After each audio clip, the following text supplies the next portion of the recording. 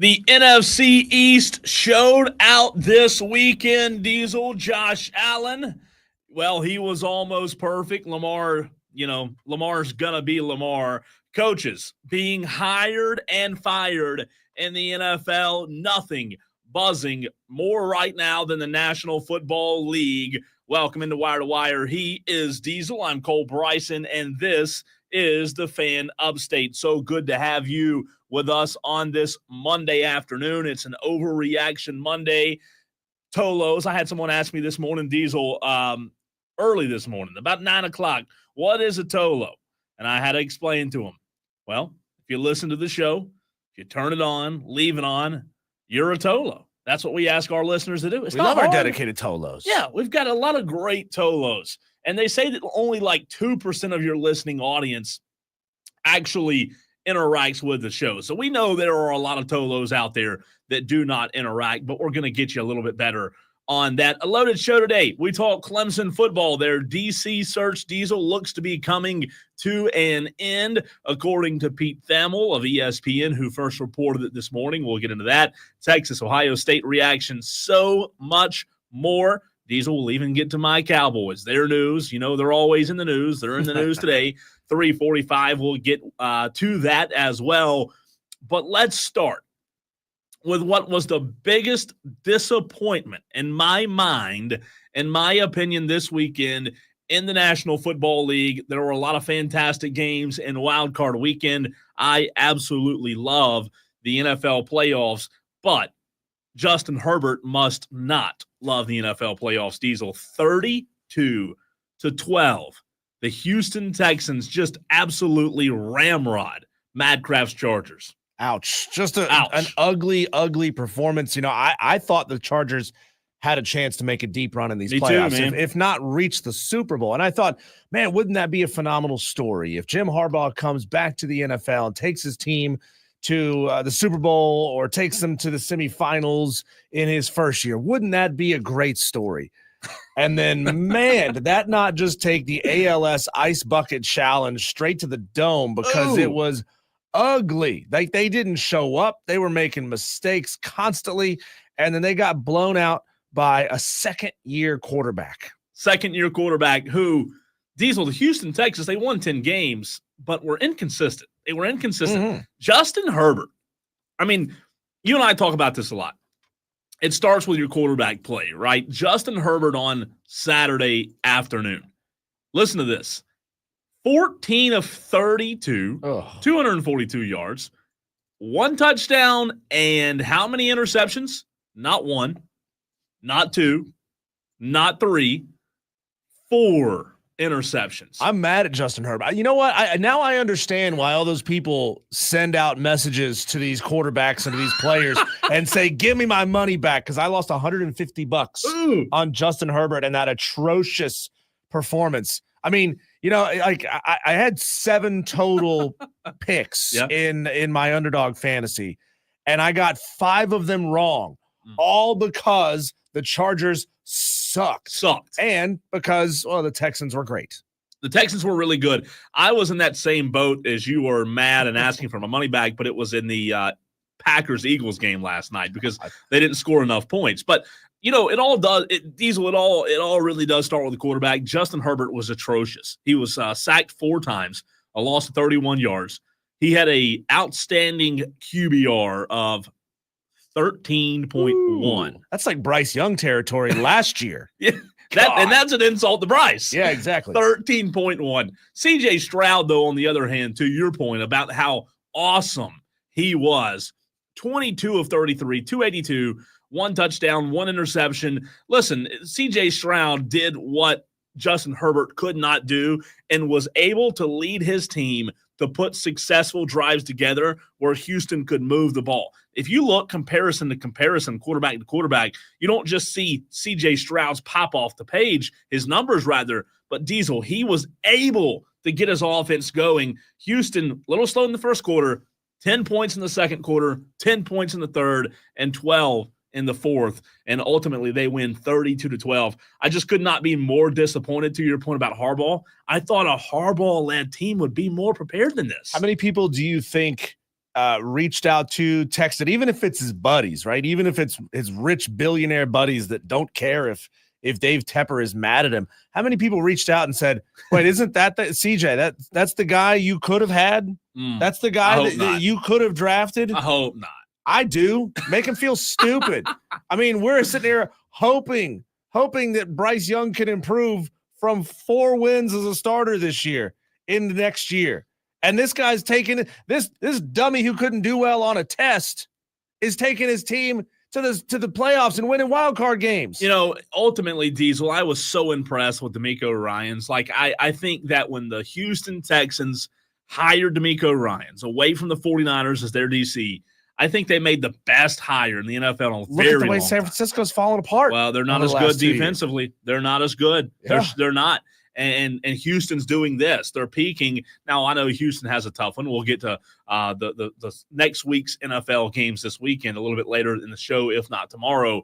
But I loved what Joe Mixon did. He was absolutely phenomenal. 25 carries, 106 yards, 1 touchdown. C.J. Stroud made a difference with his legs as well. Nico Collins was phenomenal. Over 100 yards, 122 to be exact.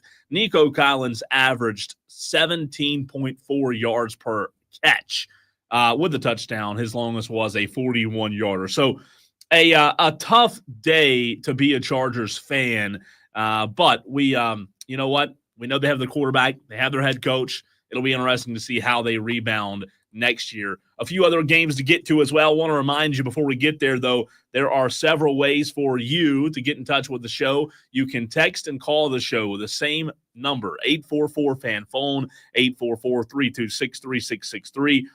Diesel, you can also message in on the stream. I believe Steven was asking about Clemson's hire potentially with Tom Allen. Is that right? He was, and I was letting him know that we are going to be having on Will Vandervoort of the Clemson Insider at 4:20. That's right. To talk about this in full. So that's right. Yeah, we'll get into it deeper in the show. I promise you that. Steven said he's been sick lately. Hope you feel better, Steven. We hadn't heard from you in a while. Hope you're doing well, man. And just know, in case you missed that interview, you can always go back and catch it again on the podcast. We do that. We post those up on the Odyssey app and at thefanupstate.com. You can always use the rewind function so you can jump in after that interview segment is played, obviously, and jump right back to a specific time when it starts, which it's going to be around 4:20 this afternoon. And those, by the way, if you're not familiar with the Odyssey app, AUDACY, when Diesel's talking about jumping back, there's chapters. Mm-hmm. So we label the chapters of what we're talking about. So if you haven't checked that out yet, do so because it's a great feature. Like Diesel said, in case you missed something. Texter from the 203 says, yes, seriously, I had Chargers money line on like 5 different bets, just had to win the game and boom, everything else hit. Yeah, I believe the Chargers debacle probably made a lot of sports gamblers upset over the weekend. I expected this team to go off. So I had so many different props in this game set and ready to go in the higher lower game on the Underdog app, and it's just red X after red X after red X of getting it wrong. The next game, Diesel, that happened on Saturday, not really a big surprise, as you and I talked about this one with Baltimore and Pittsburgh. Baltimore winning 28-14 over the Steelers. I don't think there were a lot of people who are in the sports world who were really surprised by that. Derrick Henry went off. 26 carries, 186. Diesel again, 186. That's monster. 2 touchdowns. That's like what a video Division I powerhouse running back does to a G5 team. Listen to this. Baltimore as a team ran for 299 yards. 1 yard away from 300 as a team. They ran all over Pittsburgh. They couldn't get that last one? They couldn't get it. Couldn't get it. Russell Wilson was average, 20 of 29, 270, 2 touchdowns. He didn't turn the ball over. They had no rushing attack. That's the problem. Najee Harris, 17 yards. Baltimore shut down the Pittsburgh run game. And I sent you something, Diesel. There's a stat, and I think we're going to save it for later in the week, right? When it comes to Mike Tomlin. Remember that stat I sent you yesterday with Mike Tomlin and playoff games on the how does this guy still have a job segment? Oh, yeah. We want to save that for maybe tomorrow. There's a statistic when it comes to Mike Tomlin and the Steelers that will blow your mind. We're saving it or you want to do it now? No, I mean, it's up to you. Save it. Save it. Let's save it. Let's save it. Let's save it because it's a wild stat. Yeah. I mean, a wild stat when it comes to because Mike Tomlin is known as a really good coach in the National Football League. So we'll bring that stat up tomorrow because it is mind-boggling. But are Mike Tomlin really and James Franklin roughly the same coach? Like Tomlin doesn't have losing seasons. James Franklin has been very good at Penn State.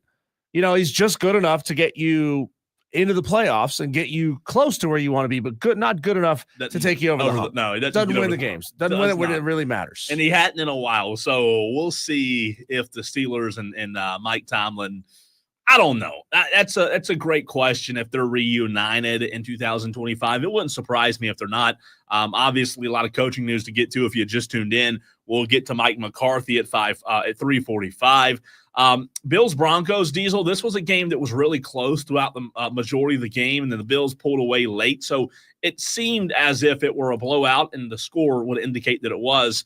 Bo Nix, Sean Payton, just not quite there yet. When you have Josh Allen, who's you talked about getting over the hump. Yeah. I think he's ready to get over the hump. Is that really a shocker, though? I mean, Sean Payton is great. He's been good, multiple stops so far, but Bo Nix is still new to this, right? And with the Bills, they've got Sean McDermott, they've got Josh Allen, they've got a lot of great pieces baked into that roster to be great and get past teams like the Broncos. They don't mess around with teams like the Broncos. Now, who knows what happens when they face a legitimate, like veteran, built-up kind of football team. And hey, I got a lot of promise and hope for the Broncos in the future. I think Bo Nix is going to be really good next year, the year after. It's great as a rookie to be able to take your team to the playoffs.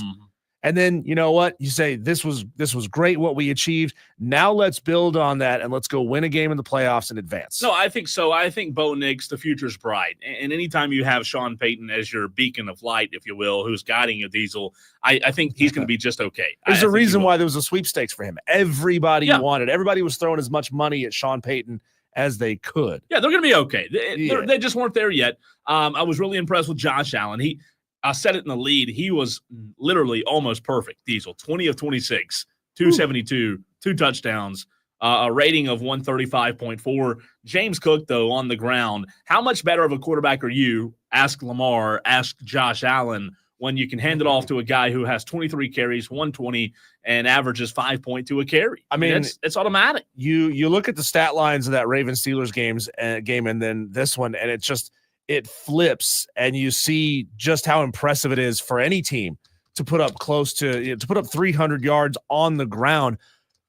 You don't see that in the NFL anymore. These teams are so good at stopping the run that it takes just a ridiculous performance to have anywhere close to that. And I think that's why I appreciate it so much, like what Baltimore and Buffalo did running the football. I love it. Old school, play good defense, run the freaking rock, and let your defense, make stops, and they did. So I'd much rather see a game where running backs are being brought down in the backfield, brought down on the line, brought down just as they get past the line, than seeing a lot of incomplete passes.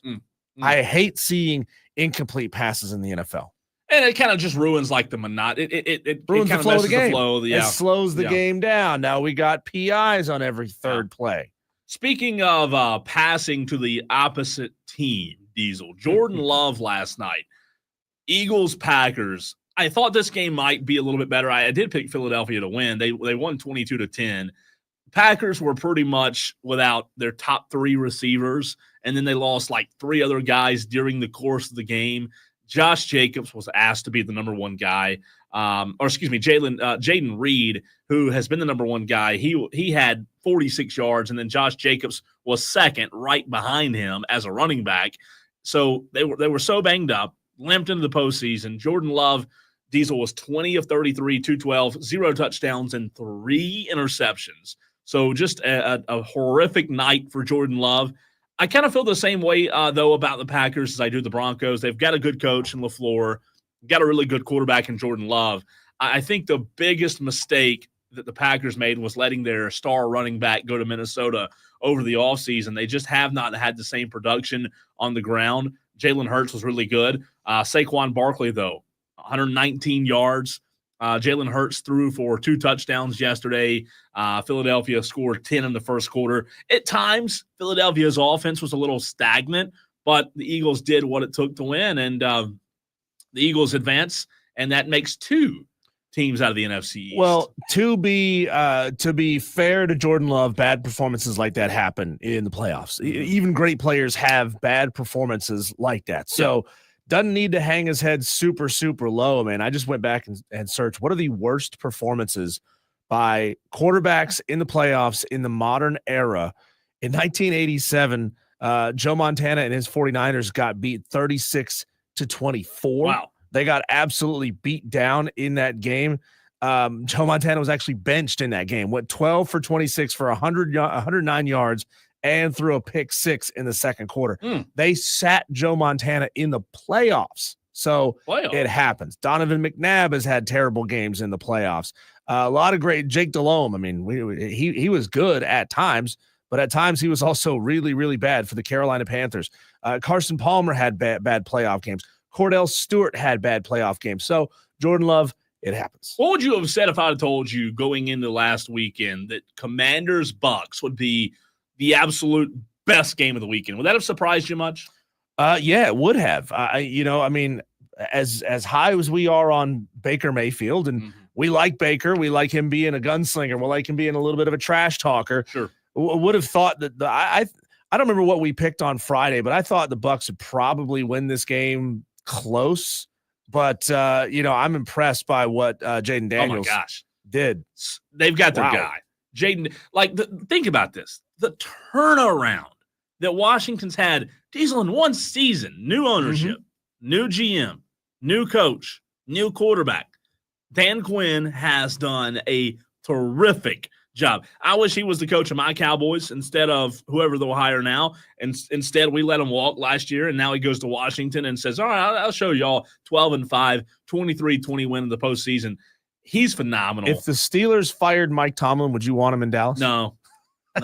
But he gets you in the playoffs. He gets you there. He never have a losing season. That's what he hangs his hat on. He doesn't have a losing season. The only thing that concerns me with Washington, Google me, I win. That's right. They had no running game last night. Jaden Daniels was their leading rusher. That's the only thing that does concern me for them as they get deeper and deeper into the postseason. I mean, Austin Eckler, 27 yards. Brian Robinson Jr., 16 yards. Just absolutely no running game at all for Washington, despite them winning the game 23-20. But, hey, you give them credit. They won the game. They found a way to win. Jaden Daniels, 268, 2 touchdowns, 24 of 35, no picks. He was only sacked 1 time.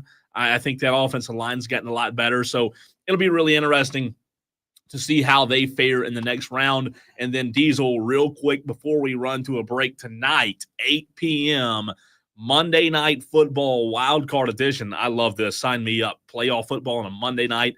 Vikings, Rams. Yeah. Minnesota's favored by 2.5, despite the bad performance by them last week with Sam Darnold. Not early lean, but right now you're lean as we're 5-6 hours away from this one getting going. Vikings, Rams. I got Rams winning this game by, let's call it 10. I might feel a little bit better in this game, a little more solid in my 10-point prediction if this game was being played in LA, obviously with those wildfires and stuff, it being moved to Arizona. Right. Yeah. It may neutralize a little bit of that home field advantage, may bring it down to a touchdown game. Just not confident in Sam Darnold. I mean, I know that, I don't know, Diesel, if that's where you base your if you put your eggs in your basket for that reason. I don't know. I think the jury's out. Sam Darnold had an incredible regular season, 4,000 yards, 35 touchdowns, 12 interceptions. However, he did show us last week that, guess what, he can do. He can still be Sam Darnold that we all used to know, right? He still can lay an egg. So I guess that's my hesitation. Yeah. I think it's going to be close tonight. I don't know, though. And you got a Super Bowl winner in Matt Stafford. Right, you got a guy who's been here before several times, not going to let the moment get away from him. And, maybe, who knows, maybe with the Vikings quarterback there that, taking this long to get into this position in your career, he may overreach just a little bit. He might think, I'll never get a chance to get back here. Sam I think it's truly a coin flip game tonight. I wouldn't be surprised if the Rams came out and put it on them, just because, like you talked about, Stafford's been there, right? This is nothing new for him. But then again, the Vikings have won 14 games, Diesel, so they know how to win. I think this could be a really good football game tonight. When we come back, Cole, let's dive into that semifinal game from the college football playoff from Friday night, Texas, Ohio State. What does this say about the SEC? Whoo, it's a rough spot for them right now. Let's see how it plays out. That's coming up next on the Fan Upstate.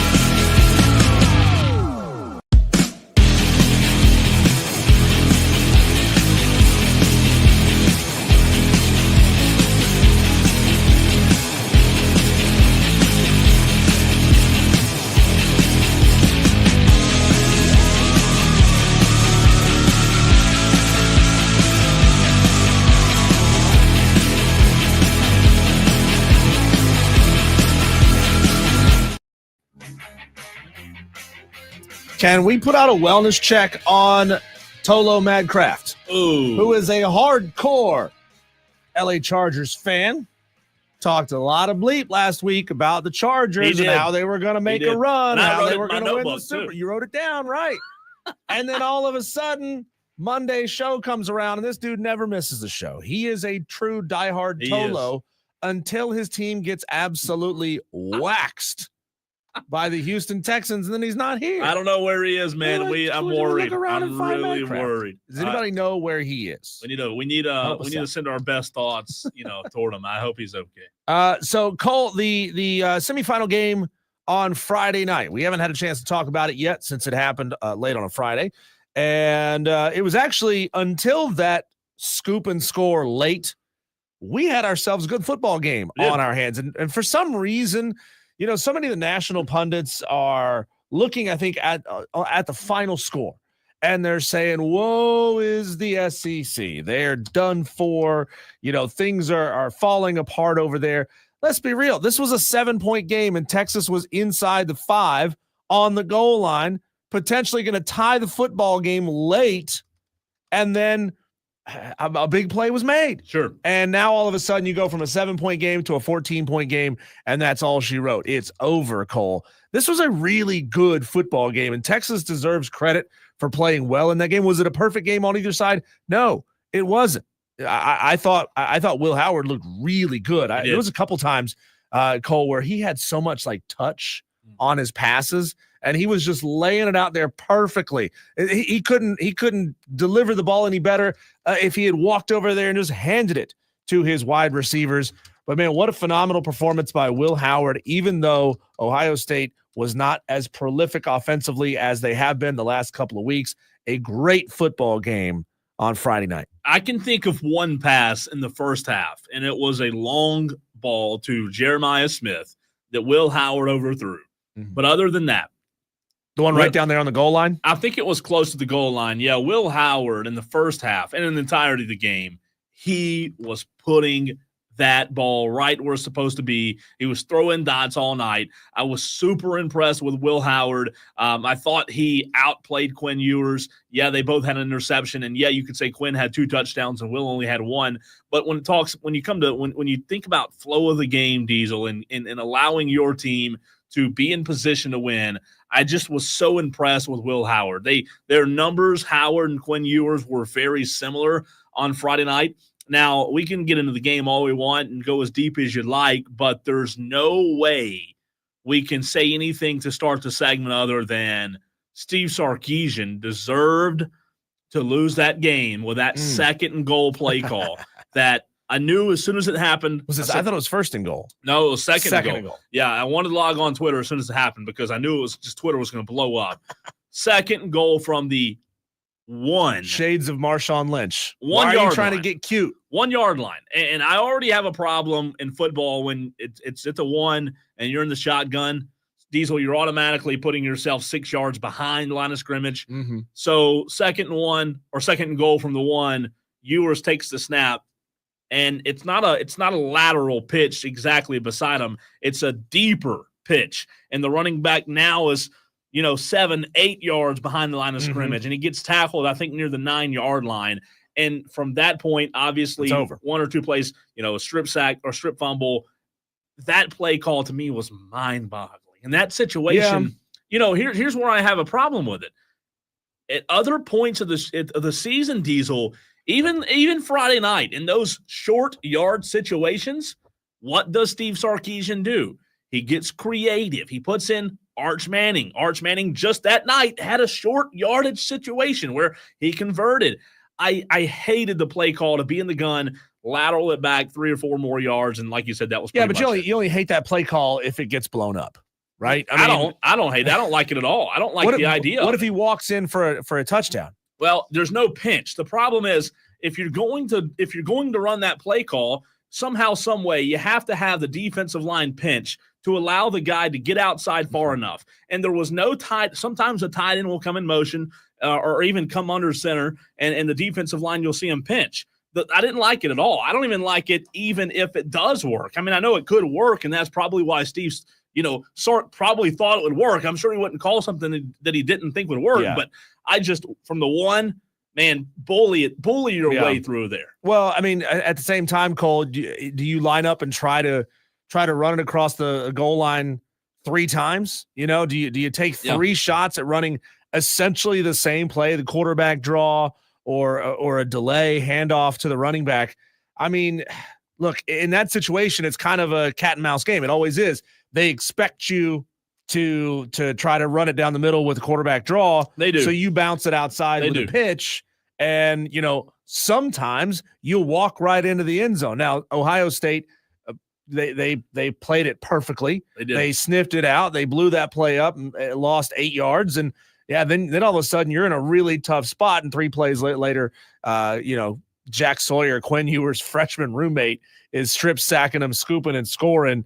It was funny. He said he did say that they had a little moment after the game talking about that, joking with each other that Jack Sawyer was the one who got that strip sack interception or strip sack and scoop and score.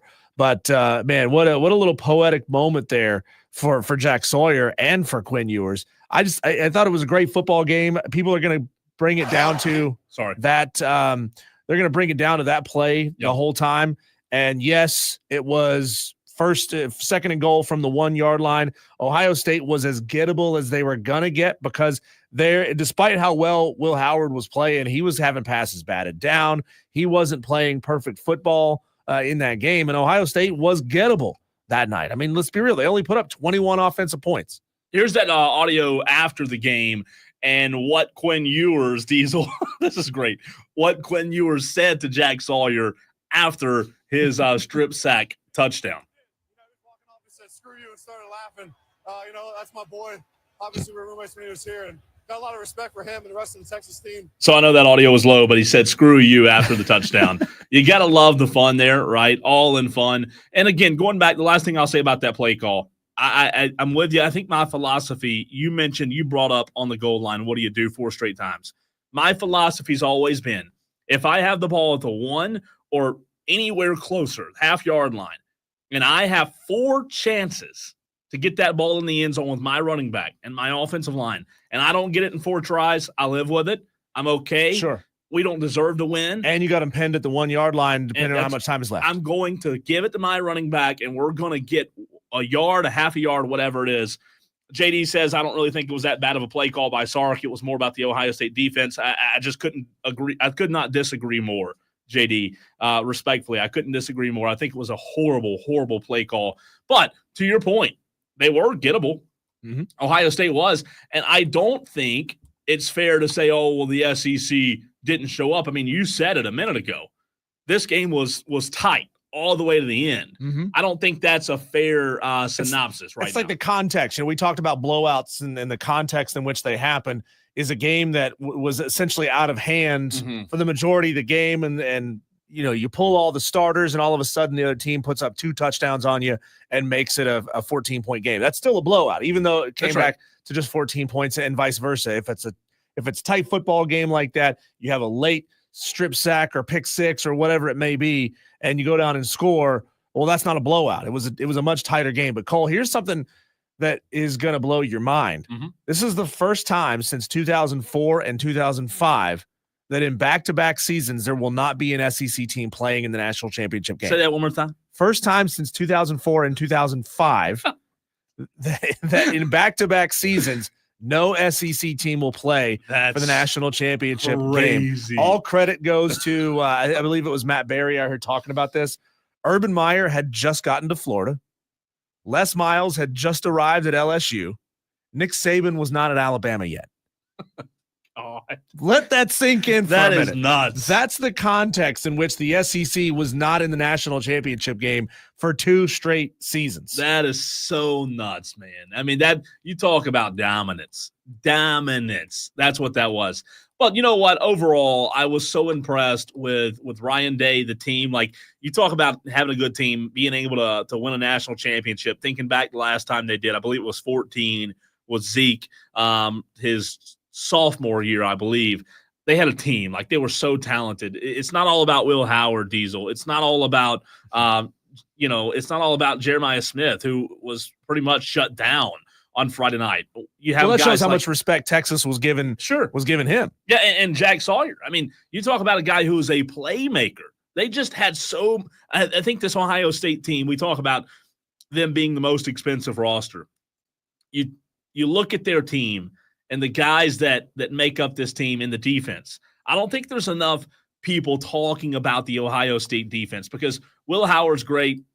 There's so many guys on that offense, including Jeremiah Smith, that make that team go. Yeah. But their defense was dominant this year. And again, on Friday night, they were impressive. Well, Travion Henderson and Quinshaw Judkins, both phenomenal running backs for Ohio State. Carnell Tate had 87 yards in that game. I mean, you got to go down the list all the way to seventh place, seventh highest leading receiver for Ohio State was their star, Jeremiah Smith. Carnell Tate, 87 yards. Trayvon Henderson, 75 yards. Emeka Egbuka, 51 yards. I mean, they were throwing the ball, spreading it all over the place in that game. But, Cole, what's really interesting, and this is something that MIA Mad Craft had brought up last week, I think, saying that essentially calling into question the legitimacy of the national champion if we're not, quote unquote, putting the 12 best teams into the college football playoff. If we're building a playoff bracket so that we include conference champions, so that we spread this love out to this game as far as we can across this country, is this an illegitimate national championship? The question is, do you think that having to win 4 games potentially to win the national championship game, 3 or 4, depending on where you get seated, do you think that makes you a more legitimate national champion than simply winning 2 in the 4-team era? I do. Me too. I do. Yeah, it's way harder. Math. It's math. Let's look at percentages.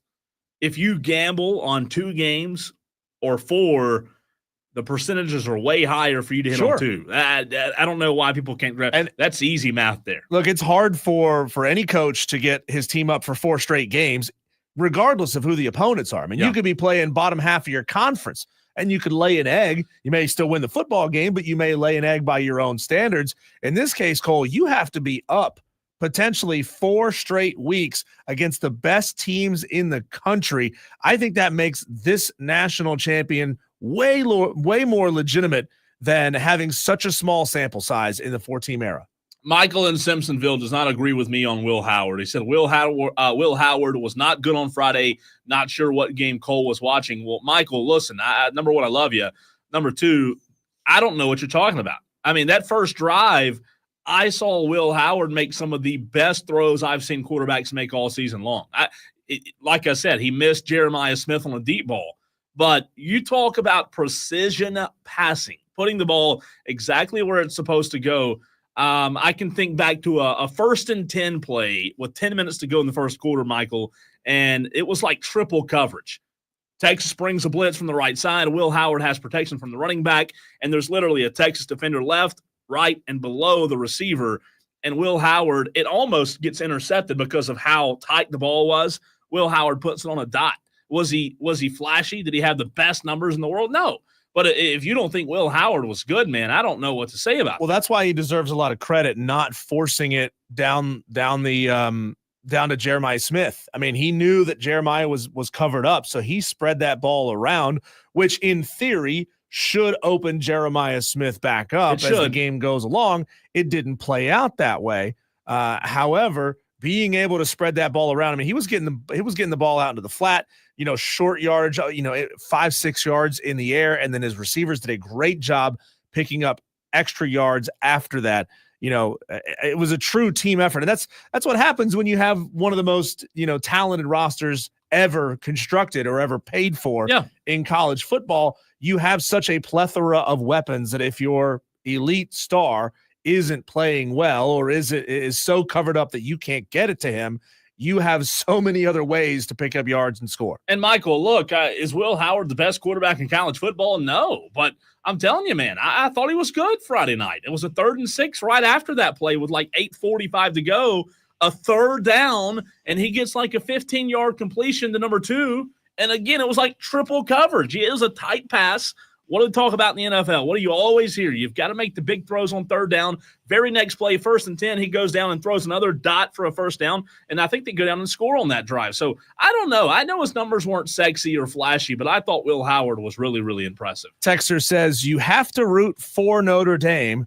So the national championship lost at home to Northern Illinois. How legitimate is that? Well, how does losing one game early in the season negate what's happened after that and negate the fact that they've run roughshod over the playoff? Yeah, it's interesting. All right, I'll give you my thoughts quickly on Mike McCarthy being out as the Cowboys coach. Also want to get into Clemson's defensive coordinator. I don't want to say hire because it's not official yet, but they're narrowing down of the search, if you will. If you're in the dark there, we'll fill you in next.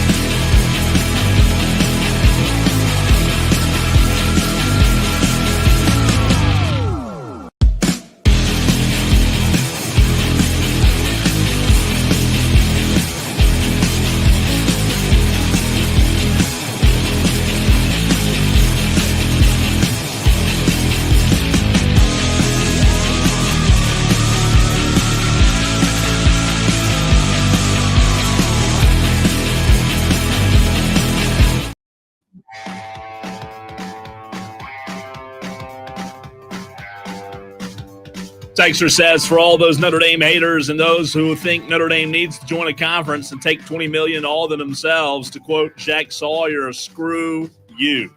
Well, Texter, they do need to join a conference, but we'll save that for a rainy day. Diesel, Mike McCarthy out as the Cowboys coach. Breaking news today. He was 49-35 as head coach of the Cowboys, 3 12-win seasons in a row. Obviously, we all know what it's like to be the coach when your boss is Jerry Jones. You're set up for failure. However, McCarthy is the 13th winningest coach of all time in the history of the National Football League. So not the worst coach in the world. Obviously, Jerry is going to do Jerry. I think it had more to do with McCarthy in this situation. I think if from I'm what I Mike heard McCarthy, this morning, it was I more want about out. money. I want out. Yeah, I think he did. I'm Mike. I mean, there's I wouldn't go so far as to call Dallas a toxic situation, but I do think it's a no-win situation in the sense that you're saddled with a quarterback who's aging, who's okay, but he's aging and he's always out. He's always hurt. And you've got an owner who won't let you make moves, who has to be the smartest man in the room, who has to have final decision at the end of the day. I think it's toxic. I think it's okay to say it is. Just, again, it ultimately, like I was listening to, one of our sister Odyssey stations, 105.3 The Fan in Dallas, and I love those guys, but ultimately it doesn't matter who they hire. Like everybody gets excited because McCarthy's gone, woo, yeah, let's throw a party and get a new coach. It doesn't matter. Like it until Jerry croaks, nothing's going to change. He's not going to have any say-so. He's going to be a babysitter. It's all it is. So, we'll see who they hire. Obviously, that'll be big news until they make a decision. But Diesel, also big news today that a ESPN guy broke this morning. Pete Thamel, who is in the know when it comes to college football, as we all know. Pete Thamel broke this morning that Clemson is working toward a deal to hire Penn State defensive coordinator Tom Allen as the school's new defensive coordinator. Again, sources told this to Pete Thamel this morning. Last year was his first year, Diesel, at Penn State. In his first season, he had Penn State's defense ranked 7th in total defense. Not bad. He spent time as the head coach at Indiana before that. He was the DC there. Very good resume. I think this would be, if it becomes official, I think this would be a very good hire for Dabo. Yeah, this is, bordering on home run territory. This is, you're getting a previous head coach on your staff, which is always good. You notice all these big programs are stocking up former head coaches, whether they ended up being elite. Well, if they were elite somewhere, they wouldn't be assistant coaches somewhere else. But you bring a wealth of knowledge, and you also understand that you can delegate more responsibility elsewhere because you've got somebody who knows how to run a program. Well, right? And now his only responsibility is to run a defense. It is. I'm glad you brought that up about experience, because I think Dabo set the program back a few years, Diesel, earlier in his, a few years ago when he hired some inexperienced guys. Brandon Streeter upgraded to a guy who had experience in Garrett Riley. Thomas Austin, offensive line, upgraded to a guy at Matt Luke who had a ton of experience. Lemansky Hall upgraded to Chris Rumpf. And now Wes Goodwin, who didn't have the experience, potentially upgrading to Tom Allen. And that only leaves C.J. Spiller, Tyler Grisham, and Kyle Richardson and Mickey Kahn. Really, that's all that's left on the staff that doesn't have that experience. I think it's a fantastic hire, to your point. I think he does, at this point in his career, want to surround himself with more and more of that experience. And look, when in your first season, your defense at Penn State 7th in the country, I think that's impressive. Yeah, it is. A guy that can really bring a program up quickly. Now, it's certainly, we're in the transfer portal in the NIL era where you can get guys to your school easier, so it's a little easier to upgrade your personnel quickly.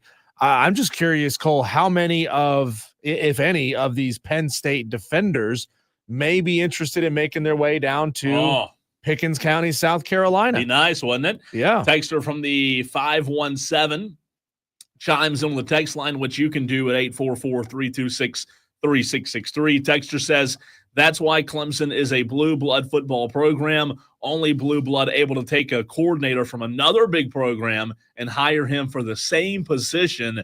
Time will tell if it's a good hire. Clemson is a blue blood program nowadays. I think I think it has the potential. I don't want to call it a great hire yet, but Diesel, I think it has the potential to be a great hire. We know their defense was in the gutter last year. They took a big step back. And if this guy, who's a little bit older, can come in and do the same thing he did at Penn State in his first season, maybe this could be a really interesting season in 2025. Reminds me a tiny bit of the Eric Bakich hire, getting a guy out of the Big Ten who you know is really, really good, hamstrung just a little bit by where you are, weather, and all those things. You bring him down south, man, he could be up to some big things next season if he is, in fact, the hire. When we come back, Cole, do we have a new bad boy in the NBA? I'm going to see if you're buying that theory next, right here on the Fan Upstate.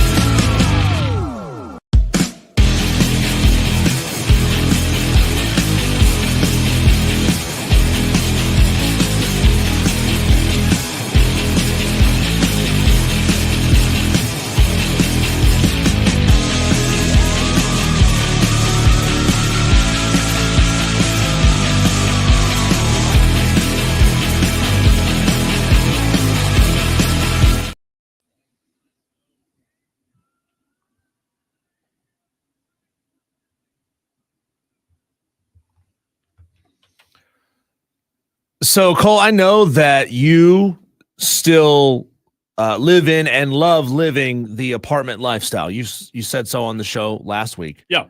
But if you were living in a house, how long is too long to leave up your Christmas decorations? Boy. I'm talking the lights, the tree outside, the lawn ornaments, that kind of stuff. How long is too long to leave up Christmas decorations? Ooh. Okay, I took my tree down I think right before New Year's. Wow. I think post New Year's. Post New Year. Yeah, I think so you get 6 days to get all your Christmas crap down, or you're leaving it up too long? I think so, man. Wow. I think by January 1st, January 2nd, all right, it's time to get that. That makes me feel bad because we just got ours down this past weekend. All of it. Tree Nothing came wrong down. with that. Well, Nothing wrong with that. Not all of it, because there's still 2 little fake Christmas trees sitting in the planters by the front door. But look, they blew over in the wind, so they don't really look like Christmas decorations anymore. Either way, we took all our Christmas tree decorations down, or not tree decorations, but everything down. Was it sad to you? No, I love taking it down. I My wife gets a little teary-eyed over it, but I love taking it. She's like, "Can we leave it up one more day?" Yeah. No, man. Yeah, if you wonder if you're the neighbor that leaves your Christmas stuff up too long, and you look around, and you see nobody else has it, you're that neighbor. You're that neighbor who leaves his stuff up too long. I've learned, Cole, that if you put up fewer decorations, that's true. It's a whole lot less work to take it down. I like taking it down because it's all right, it's a new season. I love every season. I love every time of year. I like being able to walk through my foyer. It's not a foyer, but that makes sense. I like being able to walk around without a tree there. So again, I've learned something. Don't put as much stuff up. You don't have to take as much stuff down. Somebody who hasn't learned anything this season in the NBA is Timberwolves star Anthony Edwards, who has now been fined $285,000, and he still keeps getting fined. How do you let this happen? I know, if you're rich and you're making, I don't know, what is Anthony Edwards' contract worth? Just a guess. Probably more than 285. Yeah, at that point, 285 is chump change to you. Yeah, Anthony Edwards has a base salary of $42 million a year. Yes. What? Yes. He has what? He has a 5-year, $244 million contract. Wow. Well, when you're one of the best in the game, you're going to make that kind of money. Yeah, he's making $42 million a year. I got to do the math on this. 285 divided by 42. I don't even know if this computer calculator will go up that high. That's 42,000. There's 42 million. 285,000 divided by 42 million. 0.006. So it's not even a tenth of a salary is what you're saying? No, it's not even a tenth of a salary. So it's not chump change to him, right? Yeah. Okay, now I want to do that for my salary. I'm not going to give the number out over the air. There's a lot of zeros. I know that. Yeah. A lot of zeros. See how much that would cost to me on my base salary. See, it takes so long to type it in, you make so much money. I wouldn't want to lose that. Look, I'm not going to tell you what the number is. Yeah. But it's not an amount of money that I would just be like, yeah, it's okay. I'll give that up. Just to put in perspective, though, for Anthony Edwards weekly, and I know they don't make you and I, we get paid bi-weekly. If Anthony Edwards were to make a weekly check for the entire year, 52 weeks, it would be $875,000 a week. So put in perspective, He got fined what? What'd you say? He got paid. He just got fined another $50,000, now totaling $285,000 worth of fines this year. So think about this: if your weekly paycheck's $875,000, $50,000, that's nothing. Yeah, nothing. Still, but at what point do you say I'm an idiot? It's still $50,000. Maybe when you start to notice it. In your bank. And again, players like that make that much money, I don't even know if they look at their bank. They probably have people who manage their money. They probably don't even open their Bank of America app like I do. They call up their financial guy, says, hey, I'd like to buy a Porsche Carrera 911 GT this week. Can I do that? Right. And his financial guy would say, yeah, dude, you got like $45 million in the bank. You just made another million in 1 week. So, yeah, you're good. You're okay. on top of all I'm sure the endorsements he has on top of that. But, Cole, I wonder here, number one, is it worth it for the Timberwolves to let him just keep being himself? Because he's a real good basketball player. He is, yeah. Also, is it worth it for him to keep doing? And are you buying Anthony Edwards as a bad boy? Like, he's clearly a bad man on the basketball court. He's putting up 25 and a half a night this year, just under 6 rebounds, just under 4.5 assists per game. He's playing out of his mind. He's a really good basketball player, but is he a bad boy?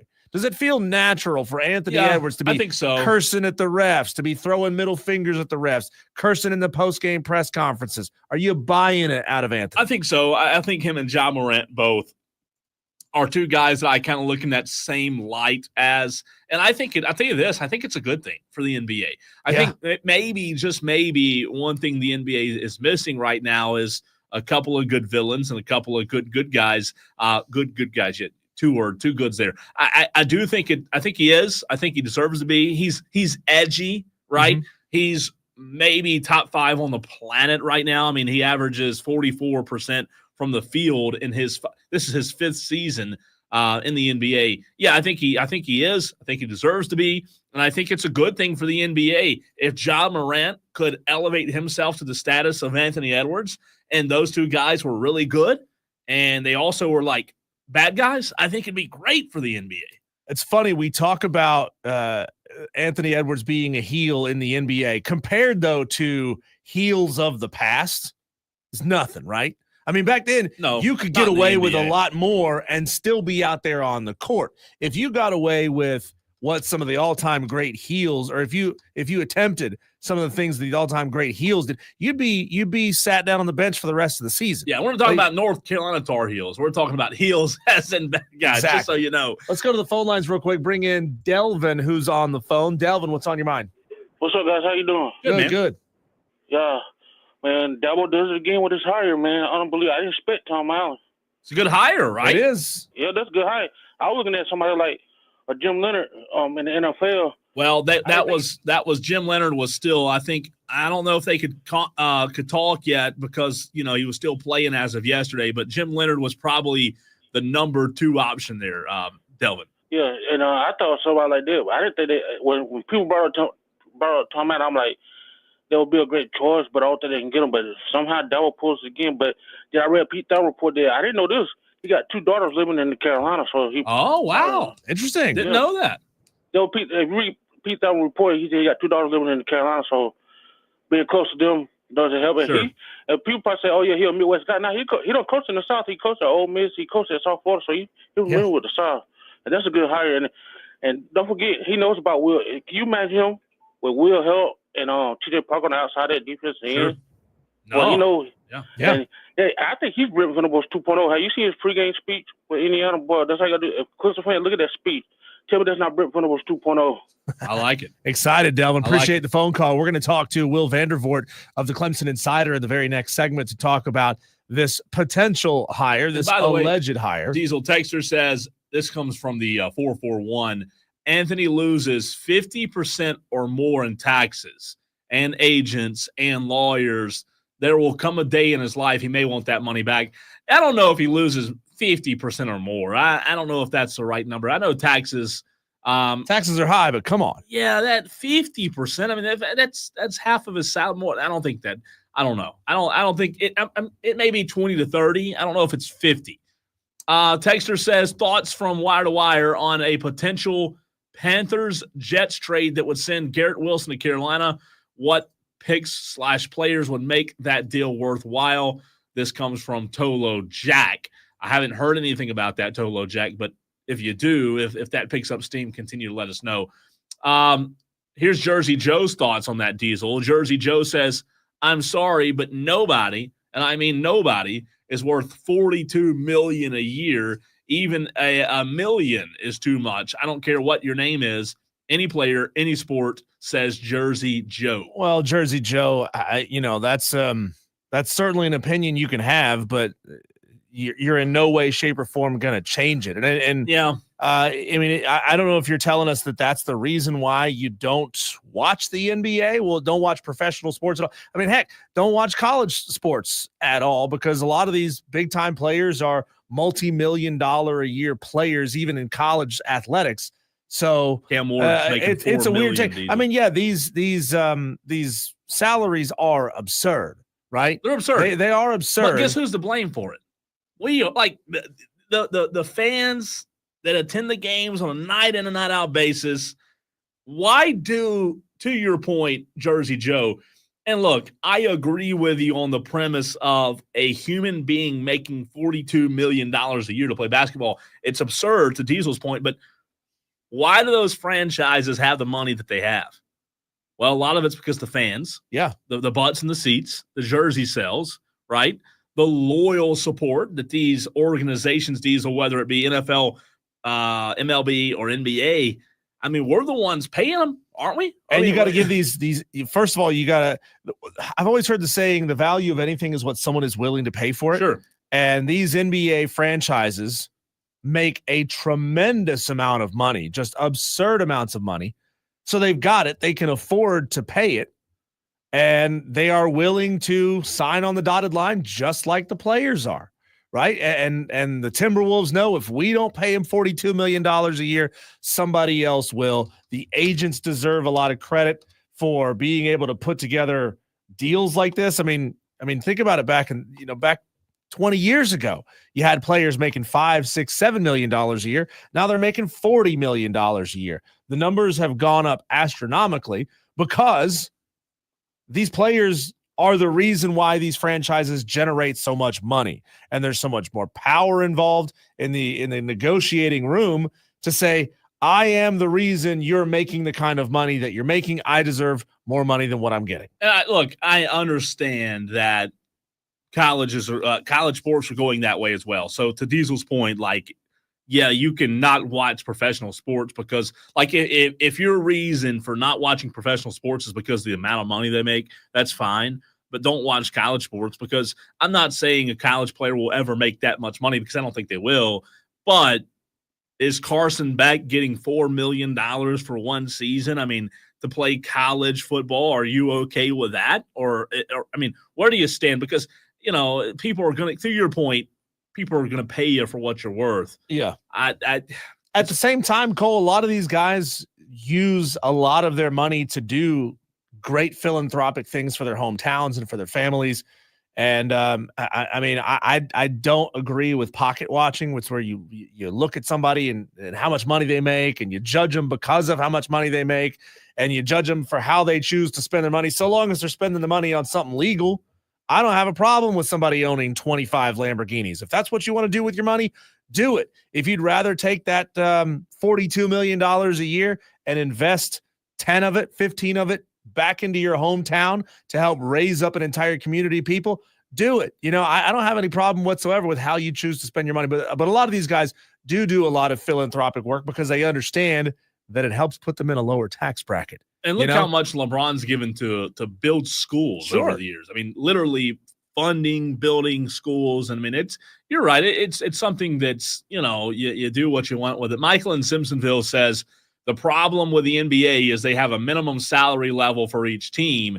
That's why you have guys that play 2.5 minutes a game and average 4 points per game and are making $9 million a year.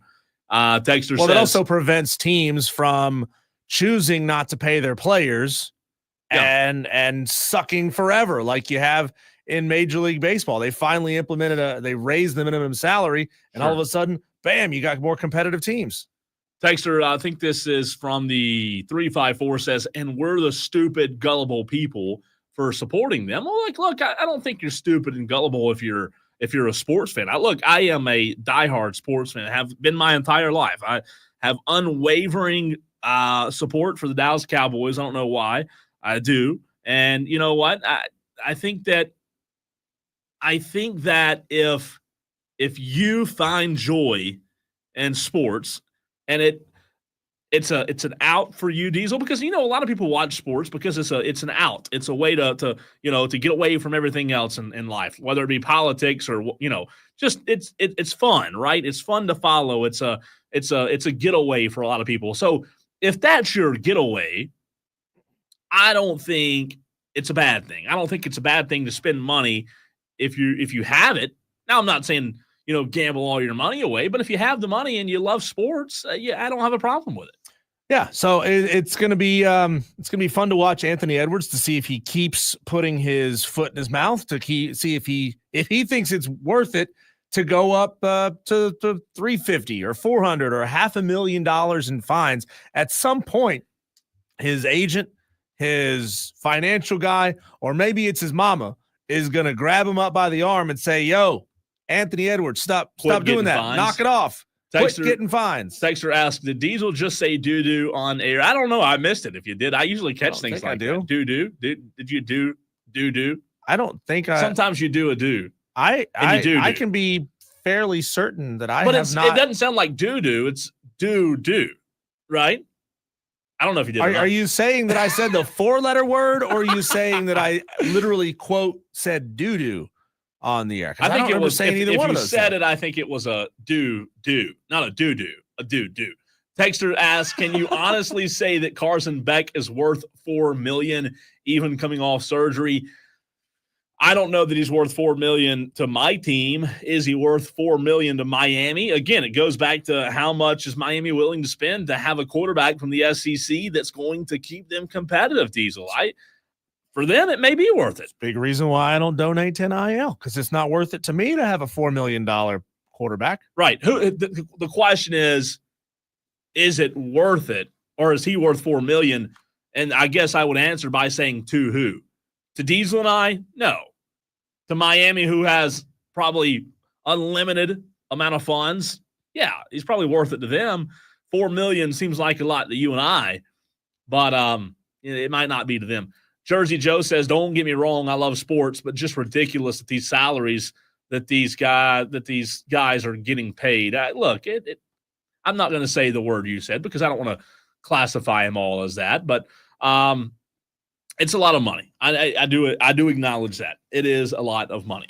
Speaking of a lot of money, Diesel, Clemson might be making a lot of money next season if they can get to where a lot of people think they can get with a new defensive coordinator hire. It looks as if Clemson has made a decision on a guy. Not official yet, but Pete Thamel reported it earlier. We'll get into that with Will Vandervoort of the Clemson Insider next.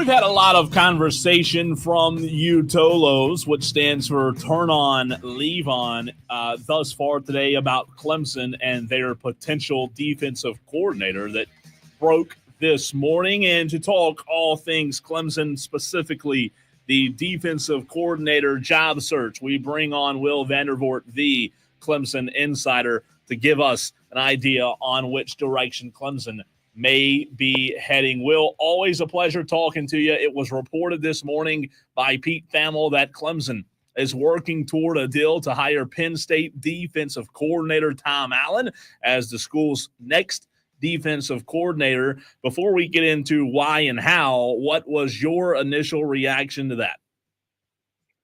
Well, the first thing I do is I go see if it's right. See if it's true. So we did get it. We did get it confirmed that all signs are pointing to Tom Allen to become the next defensive coordinator at Clemson. We can tell you this: the Board of Trustees is going to. They called a meeting to approve a football coach's compensation tomorrow at 3:00. That'll be that kind of was the telltale sign to me that everything got done. But we had heard earlier in the morning that it was going to be a done deal. It's just a matter of they were trying to get everything done and agree to everything. And so that's going to come out tomorrow. We'll have more details on the contract will be and all that stuff too. But right now, yeah, it looks like Dabo has his guy, and it's going to be Penn State's Tom Allen. Will, can you talk about the trend? We've seen it a lot with the biggest programs in college football, hiring a lot of former head coaches to bring them on as assistants rather than seeing a lot of retread head coaches get multiple chances down the line. You see a lot of coaches who have been let go for one reason or another being brought on as coordinators, high-level analysts, et cetera, across the biggest programs. What does that mean inside of a program to have a guy who has that kind of experience, having been a head coach, now, being focused on one specific element of the game?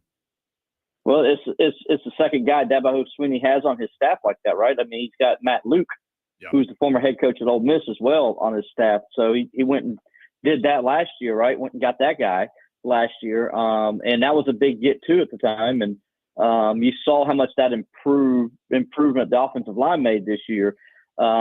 And what you get with a guy like that, Brad Scott back in the day was that guy on Dabo's staff when he first got the job as head coach. And having a guy like that on your staff that's been through the battles, that has been in those situations when things are not going well, how you handle it, that experience you bring in, that experience of how you communicate to your players.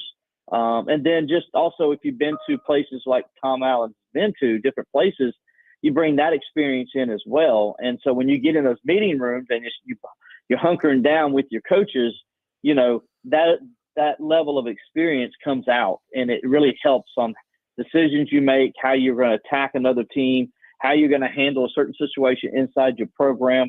All those things play into it. And so it's like, if you're the president of the United States and you get your joint chief of staff, right? That's kind of what it is in those situations.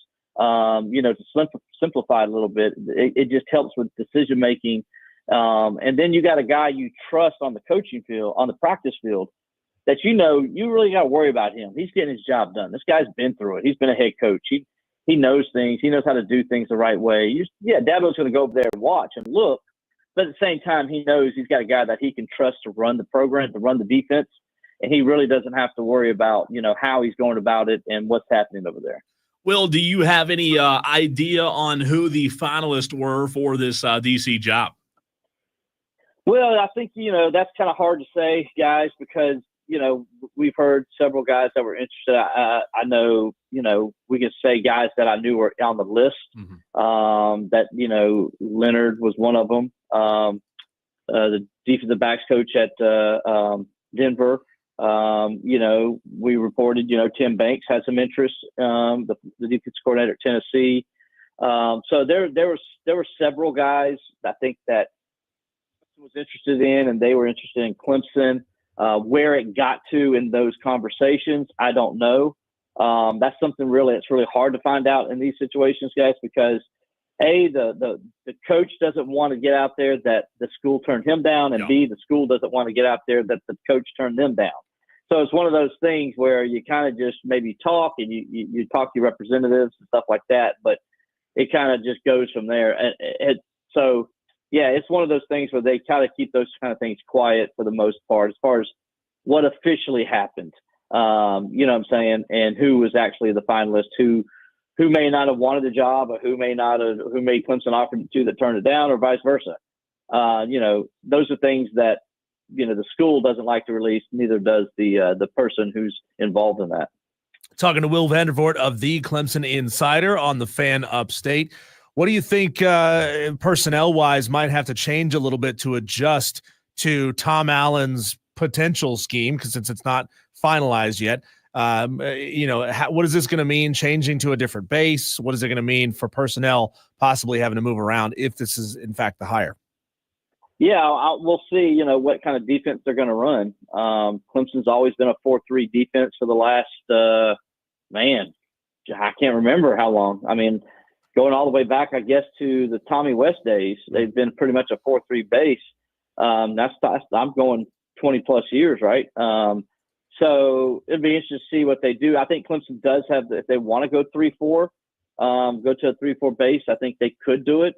I think they do have the personnel in place to do that, especially when you look at a guy that they just brought in from Alabama that could play that outside backer position and be probably really good at it. You got Wade Woodaz, who could play that position as well as a stand-up backer. And then you got two guys in the middle that could be, you know, your true traditional middle linebackers in the middle there. So they can play it. I think they can play four linebackers. Now they don't have the depth for four linebackers. That's where the depth will come into play. On the defensive front, definitely Peter Woods is a guy that can play that, you know, he can play that technique, that defensive end kind of technique in a 3-4. You know, he'll probably, you got, you know, we'll see what happens with Devontae Capehart. He's a guy that can play zero technique, what you need there. So, and then you got somebody who can play the 3 technique as well, or the nose. You know, they have some guys that can probably do that, in a Vic Burley or somebody of that nature. So I think the personnel's in place for them to play a 3-4 defense. But you know, I don't know. We'll see what happens. They do. Dabo's pretty set in his ways on how he likes to do things. So if Dabo wants to run a 4-3, then Allen would come in and just probably do that. Is there any reason to think, Will, that you know, if he does come and bring a new scheme, that may give Clemson a little more reason to dip into the transfer portal when that second window opens back up? It's hard to say. You know, if they go 3-4, they'll have to get another couple linebackers in for depth purposes. So if they went that way, that's what that would tell me. That probably. They would look at some guys to see if they can get somebody to come in and fill in for some depth situations. But if they don't, then you know, I don't see them unless somebody leaves, which can always happen too. Yeah. I know people, they sign these deals, but people need to understand these deals that they can still in the spring, if they don't like where they are on the depth chart, still get in the portal and leave anytime they want to. There's nothing that holds you to that place, right? I mean, so if a guy isn't happy with where he's at in a, you know, on the depth chart coming out of the spring, you know, you could see a player to, you know, jump in the portal at that time as well. So then you'd have to go get somebody, right? Because now you just lost a couple guys that you're going to need. So we'll see what happens. I think the spring's going to be very interesting for that. We'll see what kind of scheme they're running. And then, you know, how they're doing it from a personnel standpoint. And then if they do need to jump in the portal and get somebody. Clemson fans, if you have a question for Will Vandervoort of the Clemson Insider, you can message it in on the text line, 844-326-3663. That's 844-FAN-PHONE, phone with an F. We're also live on Twitter, Facebook, and YouTube.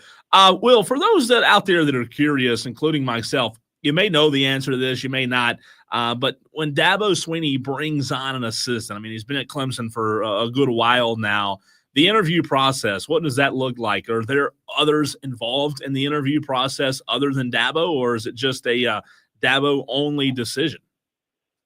Oh, well, the decision ultimately is made by Dabo Swinney, yes. Dabo will lean on that he trusts. You think about it like, when he brought in Garrett Riley, he leaned on Garrett's brother down at Southern Cal. Yeah. Called him up, say, hey, man, I got some guys I want for, possibility, that I'm looking at maybe making a change at offensive coordinator. What do you think of this guy, and this guy? And of course, Coach Riley was like, well, hey, have you talked to my brother yet? My brother might be interested. And so Dad was like, no, I didn't think he'd be interested. And that's how that all took place, right? So he will lean on some guys outside the program, inside the program, guys he's known in the profession that he trusts. I want to keep in mind that's a small window. There's not that many guys that are in that trust with Dabo Swinney. So it's a small select group that he does. And then when he gets into the process of actually talking to a candidate or whatever, obviously athletic director Graham Ness is going to be involved in that because he's got final say on whether, they're going to let Dabo make the decision, but Graham's going to want to know who he's talking to and what, what the school needs to do to help it progress through in the interview process. And so, Graham would be a guy that would be involved in that as well. And Dabo would value Graham's opinion too in that situation. So that's kind of how the process works with Dabo and really with a lot of coaches, guys. It's the same way. Coaches they have their own fraternity, and there's certain guys they trust that they can go to and get advice from, and they know they're getting their honest advice. And so Dabo has a couple of those guys that he turns to for that kind of stuff. Well, I'd love to get your thoughts on a story that broke last week about the TikToker, the YouTuber who was banned from Clemson's campus and had made his way into Memorial Stadium. I think it was back in November, and was just walking around filming content. As somebody who's been in and out of that stadium a whole bunch of times, as you have, does it shock you that he was able to get into the stadium?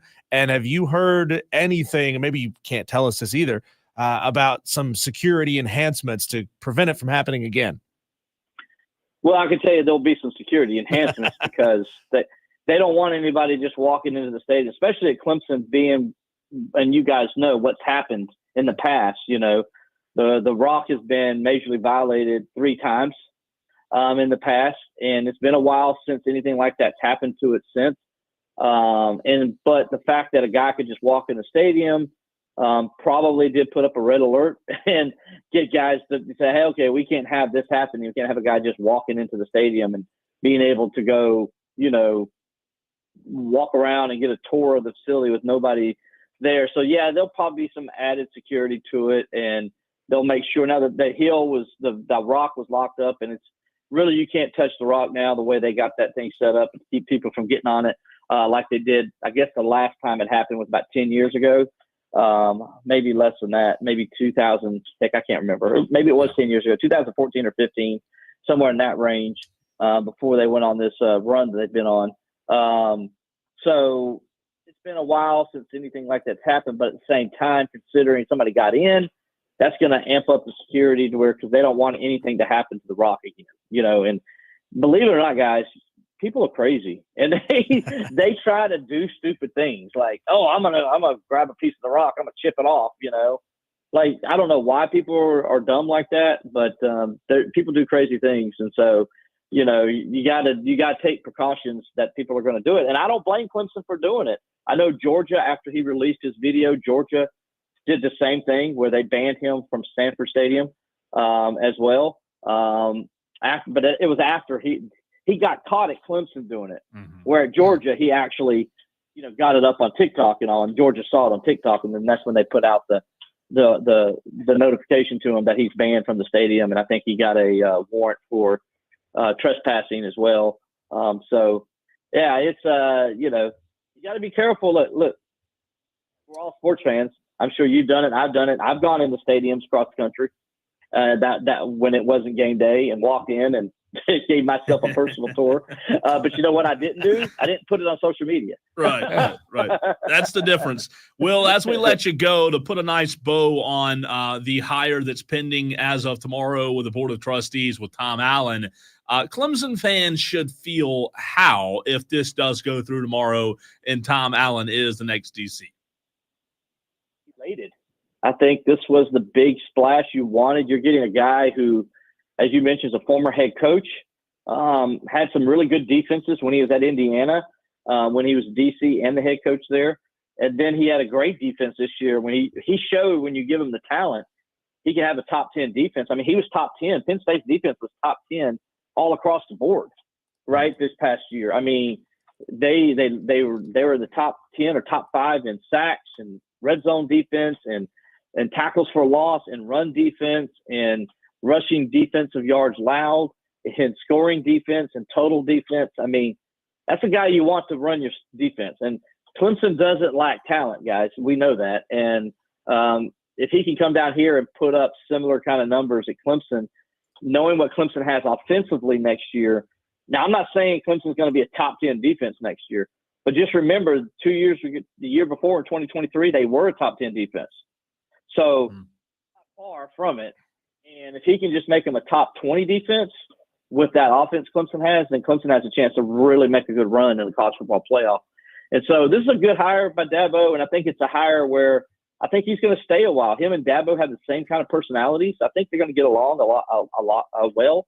I think that's going to be something good for Clemson because you're going to have some stability at that defense coordinator position for a while. He is Will Vandervoort, the Clemson Insider. You can find him on Twitter at Clemson Insider. Appreciate your time today. All right, Cole. Thanks, man. Appreciate you. Yep, that is Will Vandervoort. When we come back, time to do a whip around. Our Daily Wires coming up next.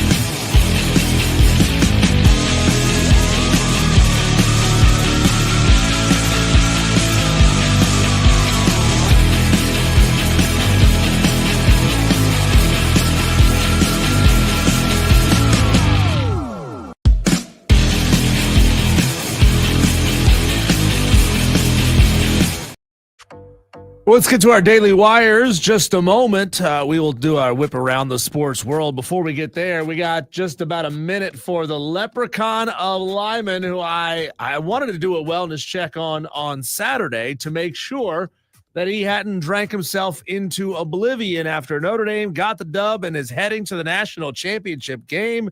Congratulations to you. Congratulations to Notre Dame. Nate, what have you got to say?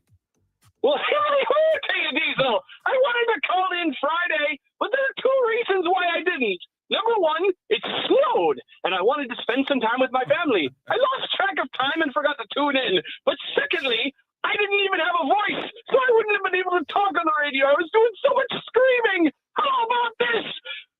Notre Dame beat James Franklin, and the Fighting Franklins go down. And I couldn't be happier. As I sat in Dave and Buster's, cursing those stupid cats, and drank my sweet tea underneath me big green hat, I saw a glimmer of hope as we entered into half, and pondered to myself, can we really pull this off? The first and second half, we trailed by 7, and at times thought the game was done. But the Irish never faltered, never floundered, and we beat those kiddies, son! When this season is over, and we tell this playoff story, the Irish will be remembered in the annals of Team Glory. I have a message for Ryan Day. Your day is finally at hand. We knock off that stupid Buckeye head. It's going to be grand. I can't believe I'm saying this, but we're on to the championship game. They said we'll never win it, but why not us? Why not that grand old Notre Dame? Woo-hoo! Thanks, Leprechaun. That was a good one. That was good I think stuff. that was one of his best. Oh, Leprechaun of Lyman. You're awesome. I think that was one of the best ones, man. I hope that we had Tolos go meet him at Dave & Buster's in Greenville. I can tell you this. I'm excited that he's excited, Yeah. but I don't think he's going to be excited. I don't know. Notre Dame, they got down. They fought back. They're going to need some. I think they have a chance. They're going to need some luck. Well, we'll see how it goes. We'll see. These are our daily wires, Cole. This is the buzz happening around the sports world. Washington's playoff win Sunday night was the first playoff win for the franchise since 2006 when Jaden Daniels was 5. Huh? 5. 5 years old. Yeah. Is the last time they won a play. That's unbelievable. That's a crazy statistic. Congratulations to Washington. They have turned it around quickly, and it pains me to say that. We spent a lot of time talking about it in the very last segment with Will Vandervoort. Go back and find it on the rewind. But Clemson is working towards a deal to hire Penn State defensive coordinator Tom Allen as their new DC. This is being reported by Pete Thamel. A 55-year-old Texas man was arrested on felony stalking charges in Indianapolis on Sunday after he allegedly sent threats and sexually violent messages to Caitlin Clark via social media. Police records show that Michael Lewis of Denton, Texas, was charged with a level 5 felony after he was arrested at a hotel in Indianapolis. He is scheduled to appear in court Tuesday morning. He could face up to 6 years and a $10,000 fine. I lived in Denton County. Yeah? That's the A lot of county I weirdos lived down there? in. I mean, I didn't run into him on a daily basis, but wow. Yeah, I thought you might know the guy. Apparently, he sent her messages like, been driving around your house 3 times a day, but don't call the law just yet. And I'm getting tickets. I'm sitting right behind the bench. Other messages were sexually violent. Yeah, you can't do that. It's not good. Not good. Mike McCarthy is out as the Dallas Cowboys head coach. His contract with the Cowboys expired last Wednesday, and they held the exclusive negotiating window until Tuesday night at midnight. But apparently negotiations just broke down. I really do, Diesel. After I listened this morning to a lot of local radio in Dallas, I believe that it was McCarthy walking away and not wanting to agree for the amount of money that was being offered. I think it was just as much, if not more, on Mike saying, "Nah, I'm good. Thanks, though." Tyson Fury announced that he is retiring from boxing again, saying, quote, "It's been a blast. I've loved every single minute of it, and I'm going to end with this. Dick Turpin wore a mask. God bless everybody. See you on the other side." And you may be saying, who is Dick Turpin? What is he talking about? A famed 18th century English highway robber and horse thief. Maybe it's CTE. And he expects us to know what he's talking about. But when I said he retired again, Tyson Fury retired in 2013, 2017, 2022, and now in 2025. This is a trend, right? Yeah. I mean, only Kiss has more retirements and comebacks than does Tyson Fury. The NBA fined Timberwolves star Anthony Edwards $50,000 for making obscene gestures towards a game official. It is his 5th fine this season, now totaling $285,000. He's quite good, though, and he's got the money. So, yeah, he has plenty of money. Timberwolves be happy to let him keep making those mistakes as long as he keeps putting up 25 a night. Former LSU star wide receiver Kyron Lacey was arrested and released on bond after being charged in connection with a fatal hit and run in Louisiana.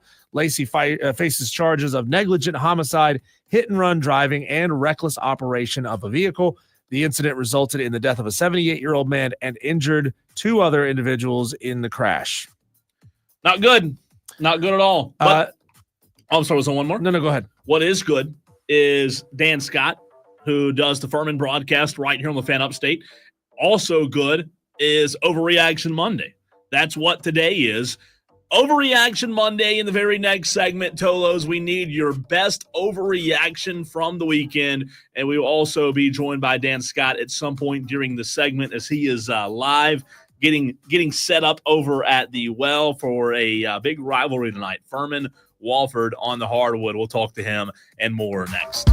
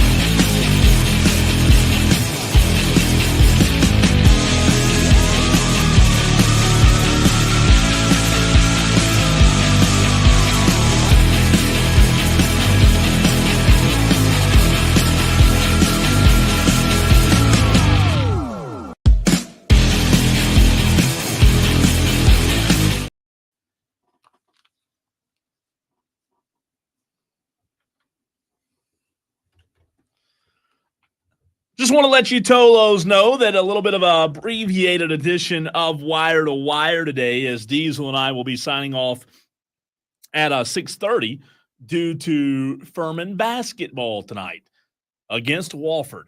Really big game, good, rivalry game. Heck always fun, always fun. I'd like to have gone. I'd like to be able to go. I've been working all day, not really – public clothes. I'm in kind of dirty work clothes, so I probably won't go. But my alternative will be to listen to Dan Scott right here on the Fan Upstate. You get there, they'll sell you a T-shirt when you get there.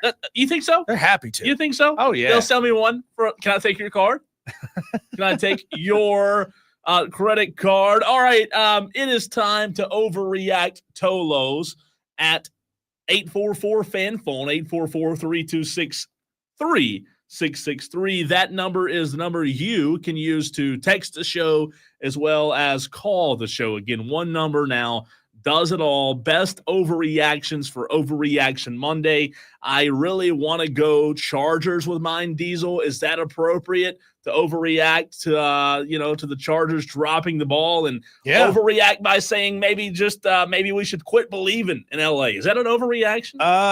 Well, yeah. I mean, they still have good players on that roster. They still have a great coach on that team.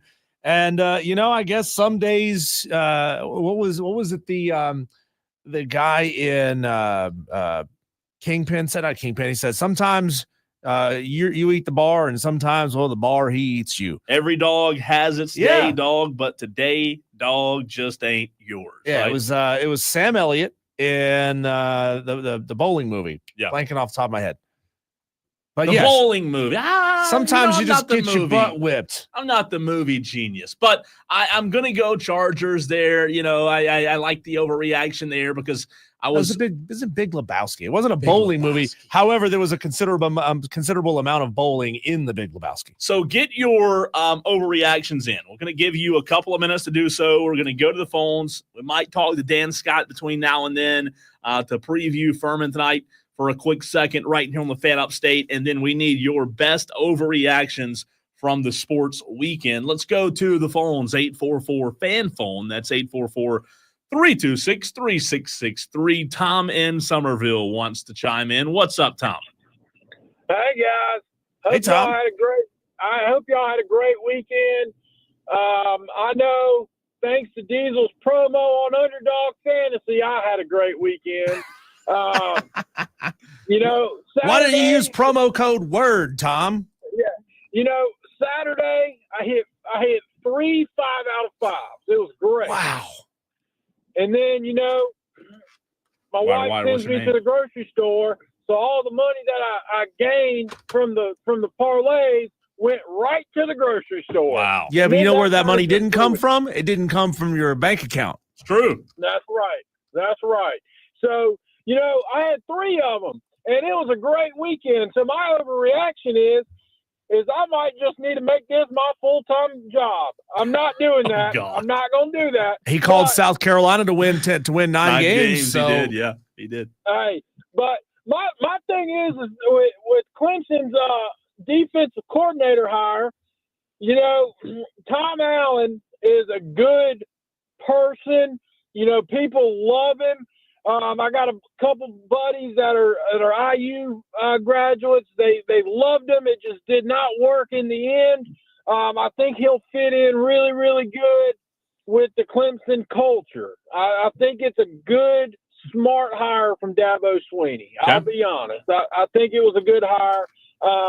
What's your name? And other than that, Cole, I'm just curious who you want the Cowboys to hire, and does his last name start with an S, and does he have a son with the last name that starts with an S? That's good stuff. Yeah, he asked you. Tom, ask him that question one more time because he was answering the phone. I apologize. Oh, I was going to ask you if the next Dallas Cowboy head football coach, does his last name start with an S, and does he have a son with the first name that starts with an S? Oh, I thought at first you were going Sarkisian. That's not where you're going, though, right? No. It was in the state of Colorado. No, thanks. No, thanks. Thanks, Tom. I would love that. Thanks, but no Hey, thanks. Tom, before you get off the phone, I'm going to need you to send me your picks, because before you get off the phone, I'm going to need you to send me your picks, because I'm getting killed on Underdog Fantasy right now, and I need some help making my picks. You know, I will say this about Underdog.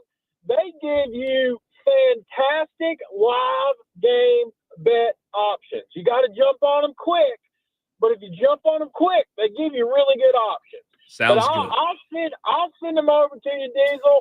I haven't done my research yet, but I'm going to do my research for the game tonight when I get home. Thanks, Love Tom. it. Thank you, Tom. All right, we got two more. Overreaction Monday. Dewey's up next. Dewey, what's your overreaction? Yes, I'm not sure if this is an overreaction or truth. Lamont Parrish needs to be fired. Oh, come He on. needs to be fired now. They almost At beat least the for number me- one, number two team in the A country. 3-point loss to Auburn, that's not bad, Dewey. It's bad because it's the third SEC game they lost. They're 0-3 in the SEC. Well, that's not good. terrible. That Ah. is terrible. That is an overreaction. Even if it is Auburn, Why- number what's three your name? country, they should have won that game. He needs to be fired. And yeah, he Thanks, needs to be Dewey. fired. Thanks, Dewey. Thank you. Lamont Paris needs to be fired. 844 fan phone. I don't know if I agree with that, but that's Dewey's opinion. 844-326-3663. JD, what is your Monday overreaction? Oh, well, you know what? I've got two of them. Okay. And first of all, no, I've got three. First of all, thank you for taking my call. Yeah, man. Secondly, I've got a problem, or not really a problem, but the South Carolina men's basketball team, Dewey, hey, no. Lamont Paris does not need to be fired. They don't have any players right now. Help's coming. We're fine. Has it been great? No. We've had improved shooting this last game against Auburn. All granted, we still shot from like less than 40%, I think, which still isn't great, but it's better than what we've been. So my first overreaction is no, Dewey, do not fire Lamont Paris. Secondly, Tom, I know that Diesel talks really fast at the end of that Underdog promo that he does, but you can't make this your full-time job, bro. Not quite yet, man. They tell you at the end of you hear it. They tell you, call the gambler's hotline if you have a problem. That's a problem. That's a red flag. It's only a problem And if that you is all lose. three. That's all of my three overreactions for this Monday, y'all. Be blessed, not stressed. We're heading to the well for Furman Wofford basketball. Thanks, Let's go. JD. Thanks, JD. All right, that was pretty good. Let's that's okay. I don't know if Tom is not good enough yet, but I say go for it. Let me get two more. Yeah, when I'm going to give you just a second to take these what's phone your calls here. My overreaction is that any offensive coordinator that throws a pitch on first down and second down in the red zone needs to be fired.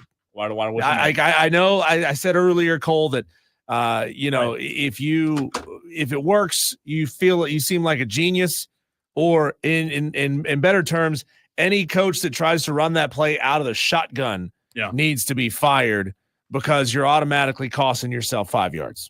All right, we've got Madcraft. We've got Brandon on this Overreaction Monday. The phone lines are lighting up. First, Madcraft, we have worried about you. We sent in an APB because of the egg that your team laid this weekend. Madcraft, what's up, man? Well, first off, my name's not Madcraft today. It's Sadcraft. Sadcraft. Ain't nothing to be mad about. There ain't nothing to be mad about. Okay. But listen, I'm to the point now where I'm thinking I'm gonna give up football, and I'm gonna go replace it with a sport that I find more interesting, and I'm gonna join a curling club. Ah, You should. guys want to go curling? Is it I've just always because wanted to go curling. Is it just because Miami choked at the end of the season and so did LA? No. You're gonna make him cry live on the air, Cole. That was embarrassing, Madcraft. I know. Listen, What happened? well, first off, the offensive line in the second half disappeared. I don't know if you noticed that. Yeah, he got sacked like 3 times in a row, didn't he? Yeah, but in the first half, we were fine. We were actually halfway through the second quarter. I was thinking, oh, we should be able to handle this. We got this game. and then halfway through the third quarter, I was like, oh no. Oh no. But anyways, guys, hey, who's got it better than us? A lot of people. San A lot Diego. of people. The Texans specifically, they got it better because especially they're still alive. Oh, that's good. That's really good. All right, one more before we read some text and hear from Dan, Scott, Brandon on this Overreaction Monday. What is your overreaction, Brandon? What's up, man? All right, so I want to start off by saying this is not my overreaction. I just keep hearing it and seeing it. Jordan Love not performing up to the expectations of a $55 million quarterback year. Well, look, he's got what is in all reality a practice squad. Correct. Wide receiver 1 playing against the Eagles. Yep. And Reed, you're right. He had no receivers yesterday, so I don't blame that yesterday on him. I keep seeing that everywhere, and that is the biggest overreaction I've ever seen in my life. That people are blaming it on Love? Yes. Oh, no, not at all. No, he had nobody. And then his other receiver got hurt during the game. It's like top 3 or 4 guys were out. Jaden Reed went out, Romeo Dobbs went out, and I think 1 or 2 linemen went out. Yeah, and Romeo Dobbs is, he's not the one. And then that hit yesterday on the with his head. Hopefully he's okay. But no, I agree. Jordan Love's fantastic, but my gosh, they have had the worst luck at receiver. Cowboys play this weekend, right? What time? Oh, they play they're at 4:30 a.m. on MySpace Saturday morning. If you want to, I'm hanging up on it. Thanks, Brandon. All right, buddy. Taking a shot at my Cowboys. How dare them? All right, let's see. Texter says that's a Madcraft promo for sure. I'm dying, y'all. Sadcraft, that is good. Sadcraft. Let's see. Michael in Simpsonville. Overreaction. The Ohio State is not going to destroy Notre Dame because of Friday night. Like I mentioned earlier, Will was 0-3 against Texas and played hesitantly. Hopefully the Oregon game Will shows up. I don't know. I don't know that I'm saying that Will Howard played hesitant against Texas. Is that what Michael and Simpson's? Well, I mean, he did throw for what, like 250?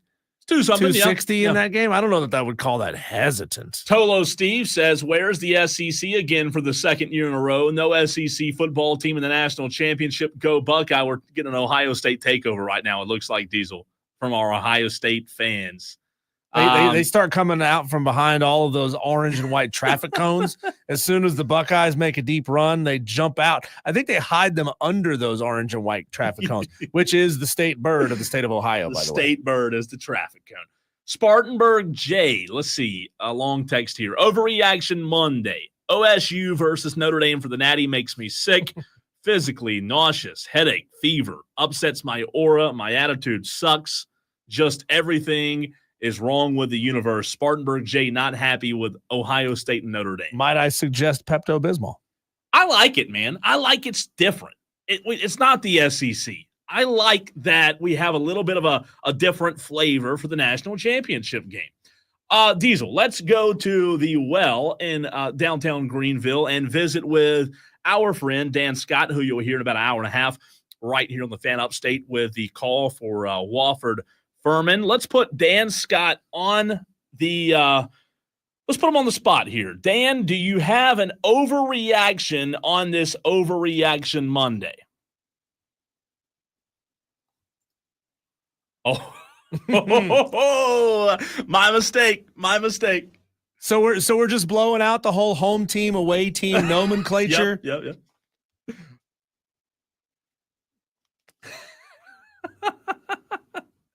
You're right. That's fair. That's fair enough. You got us there. That's fair. Okay.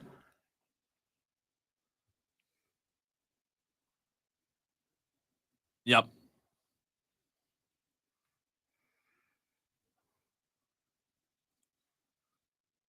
You're kidding. Wow. You want to give up football because Miami and your Chargers disappointed you. Tom Van Hoy. Tom on the call with you tonight, Dan?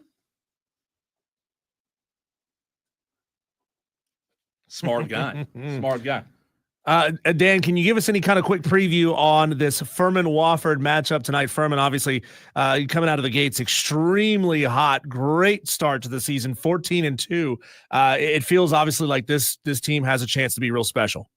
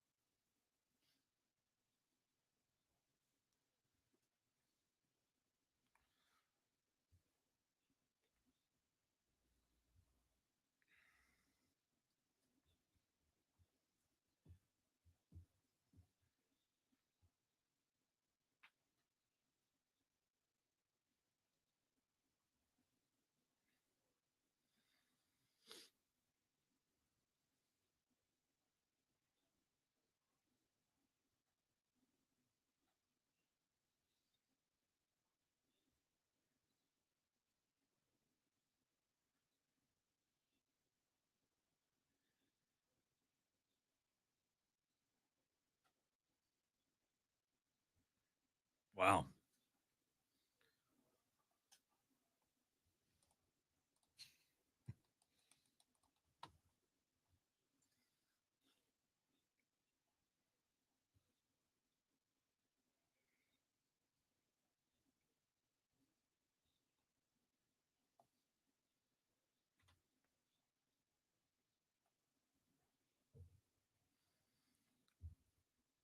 Dan, let's talk about that Furman-Wofford. I got it right that time. That rivalry between the two schools that we all love to cover and talk about. You know, I grew up going to Wofford games, living in Spartanburg and being from there. One thing that I've struggled to do since Mike Young left Wofford is identify Wofford basketball, put an identity on what they are. You see them a lot more, obviously, in the two matchups, and you hear Coach Ritchie talk about them, and you'll see them tonight. How would you say, since Mike Young has left Wofford, or what would you say their identity has been?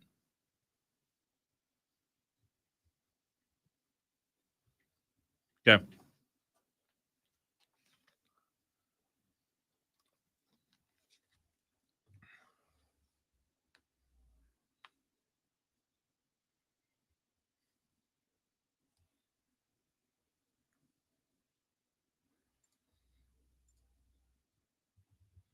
Yeah.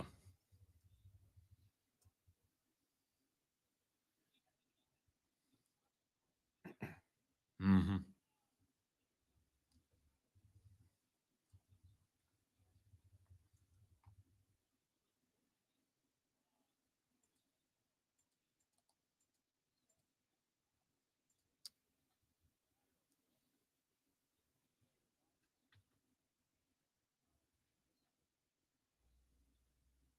Dan Scott on the call later on this evening in just about an hour and 10 minutes time. Dan, we're excited to hear the game, and go Dens.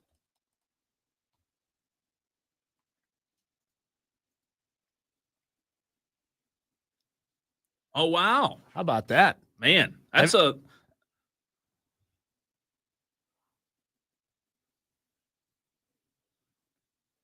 Dan, what is your secret for keeping your vocal cords so silky smooth? I mean, calling that many games in that short a period of time has got to be tough on the pipes.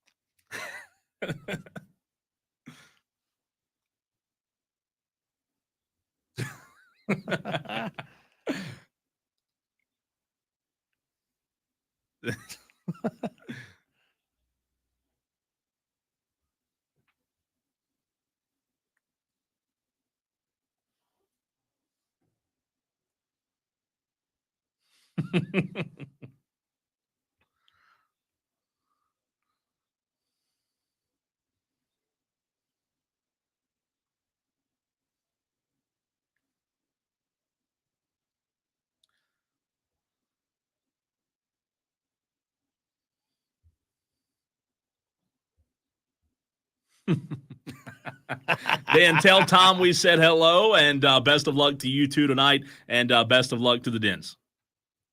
Dan Scott, it's going to be a fun one tonight, DJ. It will. Wofford's off to a good start in conference. Obviously they've only played the one game, so they're 1-0, sitting at second place in the conference, tied with Mercer there. And Furman's got a little work to do. They got off to an 0-1 start in conference, but I feel like tonight's going to be the night, Cole, where they bring that even. When we come back, let's get into our early initial thoughts on Ohio State Notre Dame. I know we're going to spend the majority of the week breaking this game down from various perspectives. Our first thoughts on it next, right here on the Fan Upstate.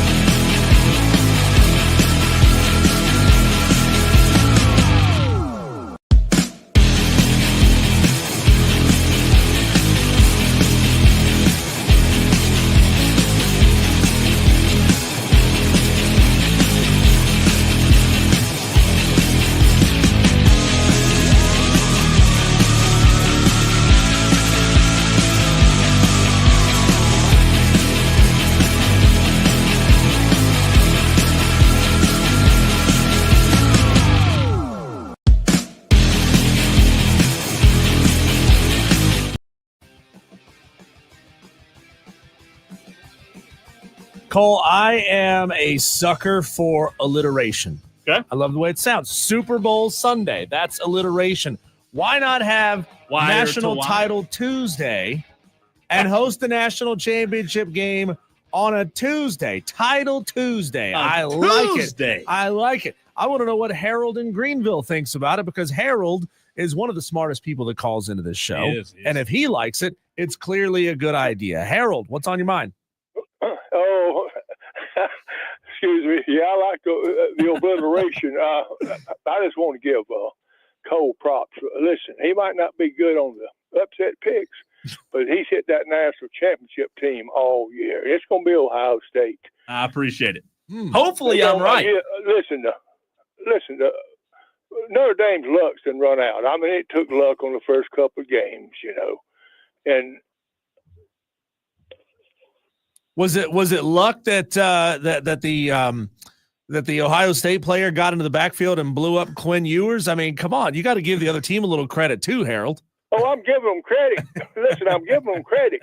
But, I mean, I don't think – who's the quarterback? Well, he's not going to throw no interception down there at the end of the game. They're going for the winning drive themselves. Look, I think Notre Dame – Harold, I think Notre Dame's defense will keep them in the game, and we're going to get into that in just a second. But I do believe at some point, Harold, I think that Ohio State's going to have the offense to go make the plays and finish the drives when needed. And I think their offense – and they didn't – here's what's crazy. They won and scored, 20-something points and beat Texas, but Jeremiah Smith was a non-factor. I think they have, at the end of the day, too many weapons.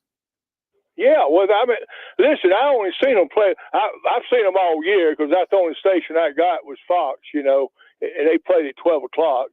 I've seen them the whole season, but if they play like they get against Tennessee, there ain't no way Notre Dame's going to beat Ohio State. I think they're going to win by a couple of scores. Ooh. That's my prediction. So we'll see. I like it. Interesting. Thanks for the call, Harold. As always. We got a matchup here of, two top 10 defenses. Ohio State, number one defense in the country right now, overall, total defense. And Notre Dame is number 9 in the country. Very, very good defenses going head-to-head here. The question is, which quarterback do you trust right now? Which set of wide receivers and tight ends and running backs do you trust the most right now? It's a good question, and I do think I like Will Howard a little bit better than I like Riley Leonard. However, I will tell you, I'm just saying what if on Monday night, 1 week from today, Diesel, you and I we'll talk about the game all week this week because we're off Monday, right? We are Correct. Off Monday. We are off. MLK Day, inauguration, national championship. We talk a lot about the quarterbacks. But what if I told you that the question we needed to ask was, which defense do we trust more? I think Ohio State's defense has been underrated all season long. You say, well, Cole, how are they underrated if they're number one in the country? I think that Ohio State gets talked about a lot because of the stars that they have, especially in the insanely talented freshman in Jeremiah Smith. I think Ohio State's defense, this sounds crazy to go back 2 to 3 years ago and think about the prolific Ohio State offenses that they've had, even running backs with Zeke Elliott, Diesel. I think the Ohio State defense will be the reason Ohio State wins the national championship. I think their defense will carry the team, and Will Howard, just like he did against Texas, will need to do just enough. Game managers still win a lot of football games, Diesel. Yeah, that's true. But Will Howard has shown the ability to get out and run. Yes. He can break free. He has a hard time running, especially when there's a blade of grass in his way. Turf monster. And it trips him up and gets him sometimes. Yeah. But you know why I like Ohio State so much in this game is that Ohio State has not only the best defense in the country, but they have the third best run defense in the country. And if they're going to force Riley Leonard to throw the ball on them to win, that's when it's going to get a little bit iffy for Notre Dame. We talked about the Penn State-Notre Dame game. Remember how Drew Aller was just not really good in our mind, and Riley Leonard, he wasn't impressive, but he did enough, right? 200, 250 yards, whatever it was, 1 or 2 touchdowns. I think that both quarterbacks are in a very similar situation with this matchup, that when you talk about winning the national championship. Yes, quarterback play matters, Diesel. Quarterback play matters. However, which quarterback on Monday night, if you told me the quarterback, the team that wins, Diesel, their defense plays well, but their quarterback does what? The quarterback that limits the turnovers and takes care of the football, I think that team wins. And Will Howard has done a good job of that. I'm not saying Riley Leonard's a turnover machine, but I do trust if you wanted to make a prop bet, I would say that 1 week away, I think Riley Leonard will throw you one. I think you can count on Ohio State getting one interception on Monday night. I just think that taking care of the football when you have a defense as good as Ohio State does, yeah, all those weapons, they're great, they're flashy, whatever, but if you can take care of the football and run the ball and rely on that defense, I think Ohio State wins. Am I saying Notre Dame has no shot? No, but I just think Notre Dame, if they take care of business and take care of the ball, I think they'll win. Well, also, you know how we spent the entire playoffs as we were teasing out what was going to happen in the Texas games. We talked about Texas having the best pass defense in the country. Yeah. By virtue of having played Ohio State, they're not the best pass defense in the country anymore. They've dropped all the way to number 7. Wow. And Ohio State now has the best defense against the pass as far as passing yards allowed at just 161 yards a game. And they're giving up less than 100 yards a game on the ground in rush defense. This Ohio State team is so complete. It's going to be hard for Notre Dame to get it done. However, we saw Notre Dame go down 10 points to Penn State. That's right. In their game, and they found a way to fight and claw back. And any team that can fight back through adverse situations like that, I never discount and say that they're out of it, right? They always have a chance to come back and win this football game. So, I mean, if I had to do an early thought on this game, I would say Ohio State probably wins by 10. Okay. Early thought, 1 week out. Early thought. I don't hate that. I'll tell you this. There's so many matchups within the game, this one game, that I'm looking forward to. However, I think the coaching matchup, Diesel, with Freeman versus Ryan Day and Chip Kelly, I think that's going to be fascinating. Sign me up. Get the popcorn ready. I think these are two well-coached teams, man. We talk a lot about talent and the Jimmies and Joes, and I know you got to have the dudes out there. There's no doubt. But these two teams, man, they're well-coached. And how much credit does Marcus Freeman deserve for what he's done at Notre Dame? I just, the Northern Illinois loss, you and I were together when that happened. We were at Clemson covering a game, and at that time, Diesel, I think it was the second week of the year, the mantra, the narrative around Notre Dame was, the typical Notre Dame, right? Another disappointing season. I mean, just think about from that point to now, I just give Marcus Freeman so much credit. I think that guy, I've heard a lot of rumors about him going to the Bears or going to the NFL. I'd forget all that, man. No, I don't think his personality fits with the NFL at all. Don't go to the NFL. You have it made. We talk about Dabo Swinney, Diesel having it made at Clemson. How about Marcus Freeman having it absolutely made at Notre Dame? I mean, why would you leave Notre Dame right to go to the NFL? Yeah, I mean, you are at probably the most storied program in all of non-professional sports, right? I mean, I know that there are programs who have more national titles recently in the SEC and huge, bigger football stadiums and all that. Yeah. But none of them have the aura of Notre Dame. They don't have the history, to your point, the tradition. I think it's going to be a really good game. But the thing is, Cole, I don't think either one of us would be shocked, considering their history, if either one of these teams made a major coaching blunder in the middle of the game that cost them. Ryan Day, he can't win. He can't beat Michigan. He can't beat, he can't win the national championship game. He's made his mistakes. Marcus Freeman has had some head scratchers as well. I just think Marcus Freeman is so focused. He's not going to allow himself to make a mistake. No, he looks like he is ready for the moment, right? He looks like he's ready for the national championship. And that's kind of what I do think. If you're an Ohio State fan, I think that's what scares you. Like, Marcus Freeman looks like he's ready. Plus, Ohio State is his alma mater. He's not going to be intimidated. He knows that program well. Leprechaun Alignment on the text line 844 fan phone says, well, Notre Dame's defense is no slouch. They're not. They're a good defensive unit. They really are. And that's why I think this game could be low scoring. And again, Leprechaun Alignment, that's why I think it really will come down to the turnover margin. Like in a low scoring game with two good defenses, you can have the playmakers, but if I can have the team that makes less mistakes, I'll take that. Yeah. I'm telling you, over the Jeremiah Smiths, it's going to be. I cannot wait. I could even see this being a field position type game. If you can't move the ball on these two teams, if you can force them to be one dimensional and you can keep them outside of the 50, then you're talking about punting guys down inside the 10-yard line over and over and over again. And maybe it's the first 1 to 14 points wins the game. We were talking about earlier the SEC not being in it. I'll tell you this. I could be in a lone boat here, Diesel, by myself, but I may not be. I'll tell you, a week away from this game, Notre Dame, Ohio State, I know we had a texter a minute ago say, no, this game makes them sick.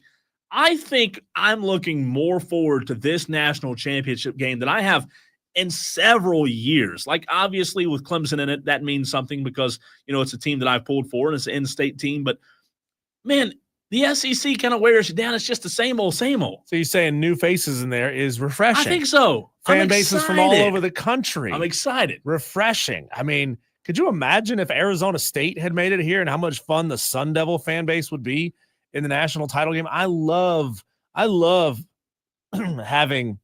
this playoff spread out to a lot of different programs that wouldn't normally be in the playoff. Michael in Simpsonville says Chip Kelly has been hit or miss sometimes.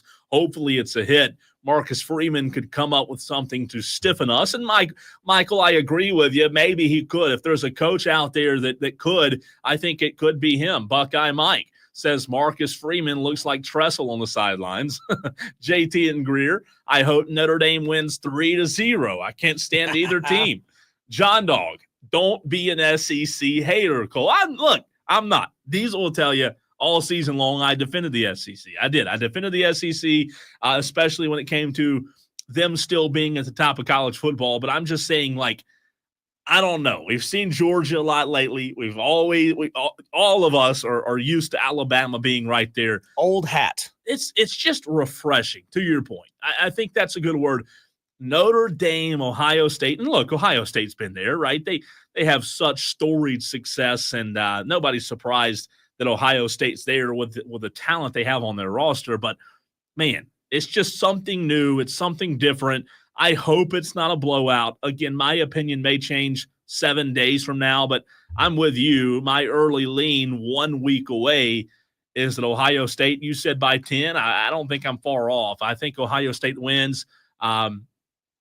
Maybe pull away in the fourth quarter, Diesel, to make it look, maybe 14, 17-point game, make it look a little bit more like a blowout. But I do think it's going to be competitive with the two coaches. You give them a week to prepare, just like a normal week, a little over a week rather. Mm-hmm. And I don't know. Tolo Steve says, I think a lot of this game could be decided in the trenches.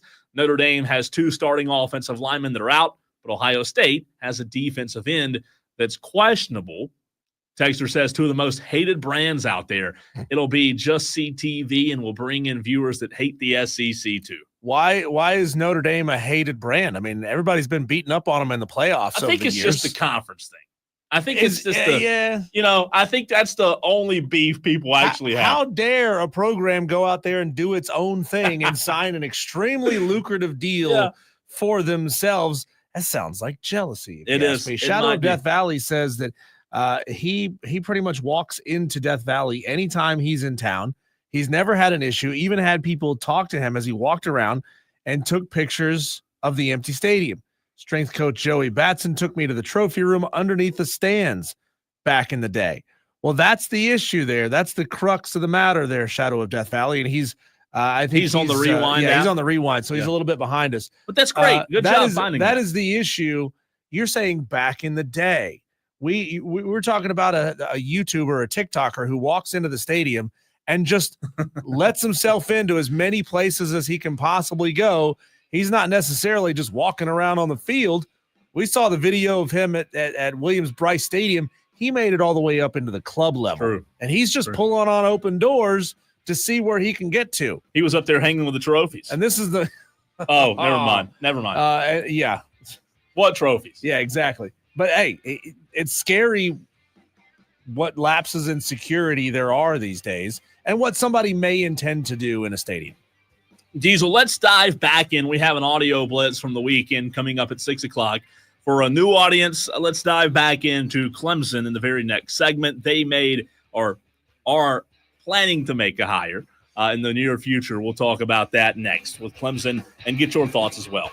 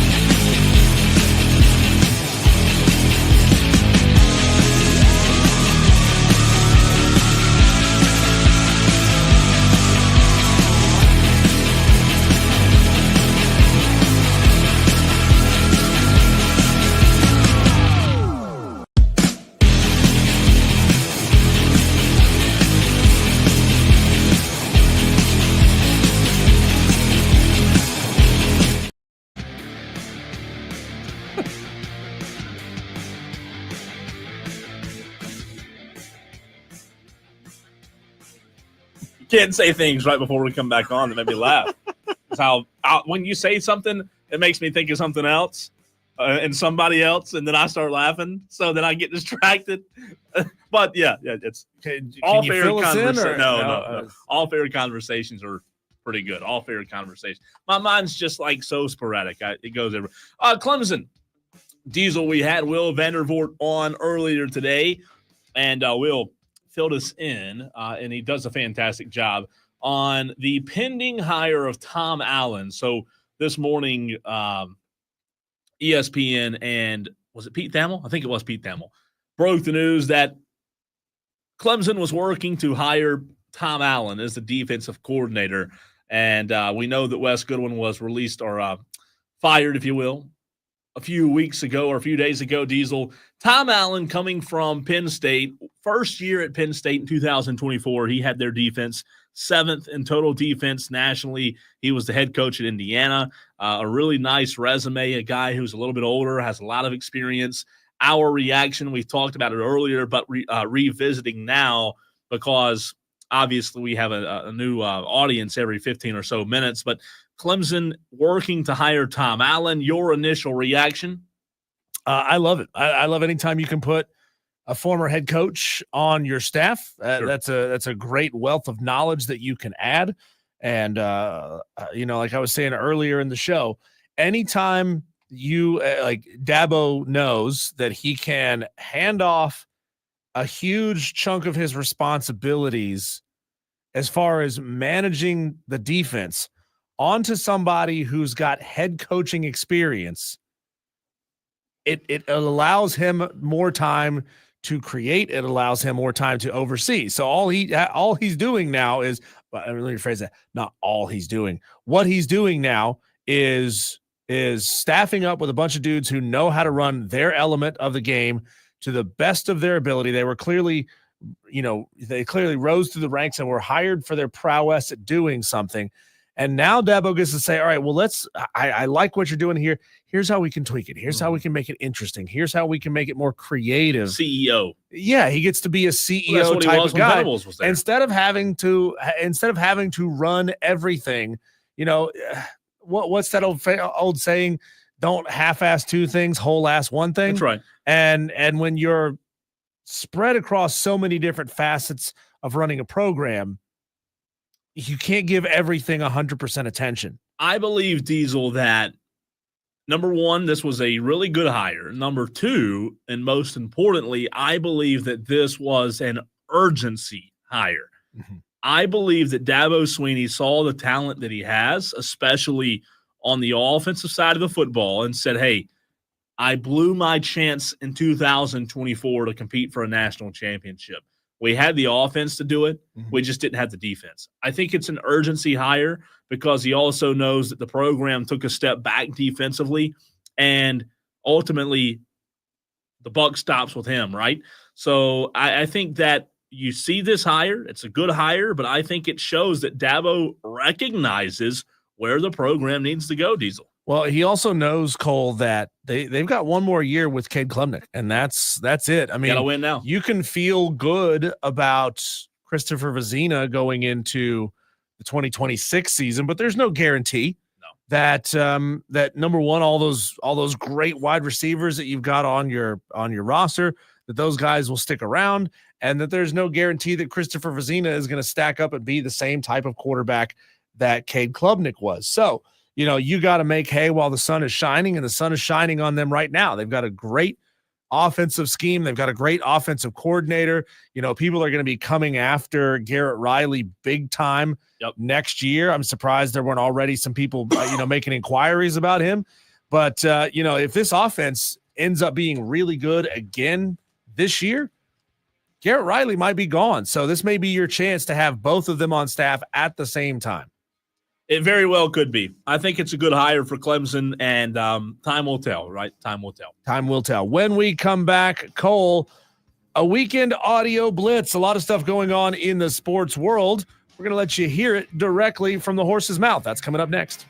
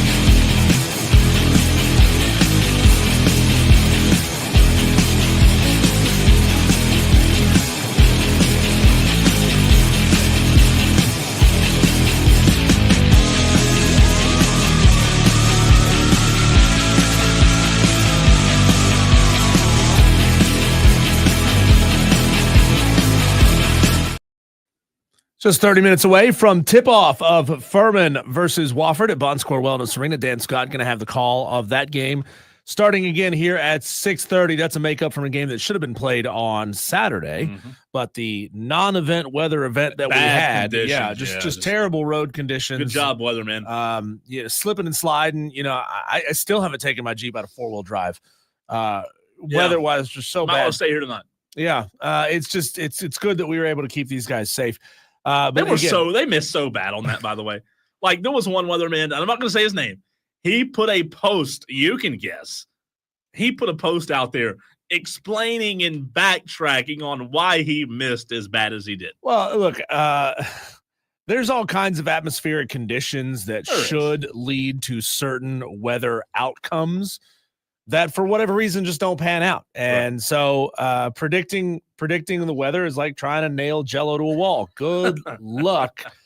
Sometimes they say it's going to be, a half an inch and it ends up being a 10-inch snowstorm. Yeah. Sometimes they say it's going to be a 6-inch snowstorm and we get, next to nothing and some freezing rain. But, hey, there's a little bit of ice on the roads afterwards. So, I guess with anything, Cole, you have to go to the extreme to let people know that something's coming for them to pay any attention to it whatsoever. Oh, they paid attention. All right. Yes, they did. I still don't have any eggs in the refrigerator because everybody decided to go buy them all. Yep. And we're also in an egg shortage and they can't get replenished. So it is what it is. Scotty from BMW says, "Hola, mi amigos. How is Tolo Nation doing today?" What's up, Scotty? We're doing great, Scotty. I like that. Tolo Nation. I need to keep picking Scotty's brain because he told me to sign up for something on the Underdog app, and I haven't won anything from it. I don't know if I'm doing it right. You need help. With that. Let's jump in. Yeah, with a lot of things. Cool. Let's jump into our audio blitz. A lot happened this weekend. I will let you take it from here. So, Diesel, I want to play this first clip. I've got to get your reaction to this. I sometimes agree with Dan Orlovsky on ESPN. Sometimes I don't. But I think I'm coming around to this take. I'm not going to spill the beans. I want to let you hear it first. But this was a strong take by Dano on ESPN yesterday. Or Friday. Honestly, my big takeaway is this. Like, the Chiefs are the most disrespected dynasty, at least of my lifetime.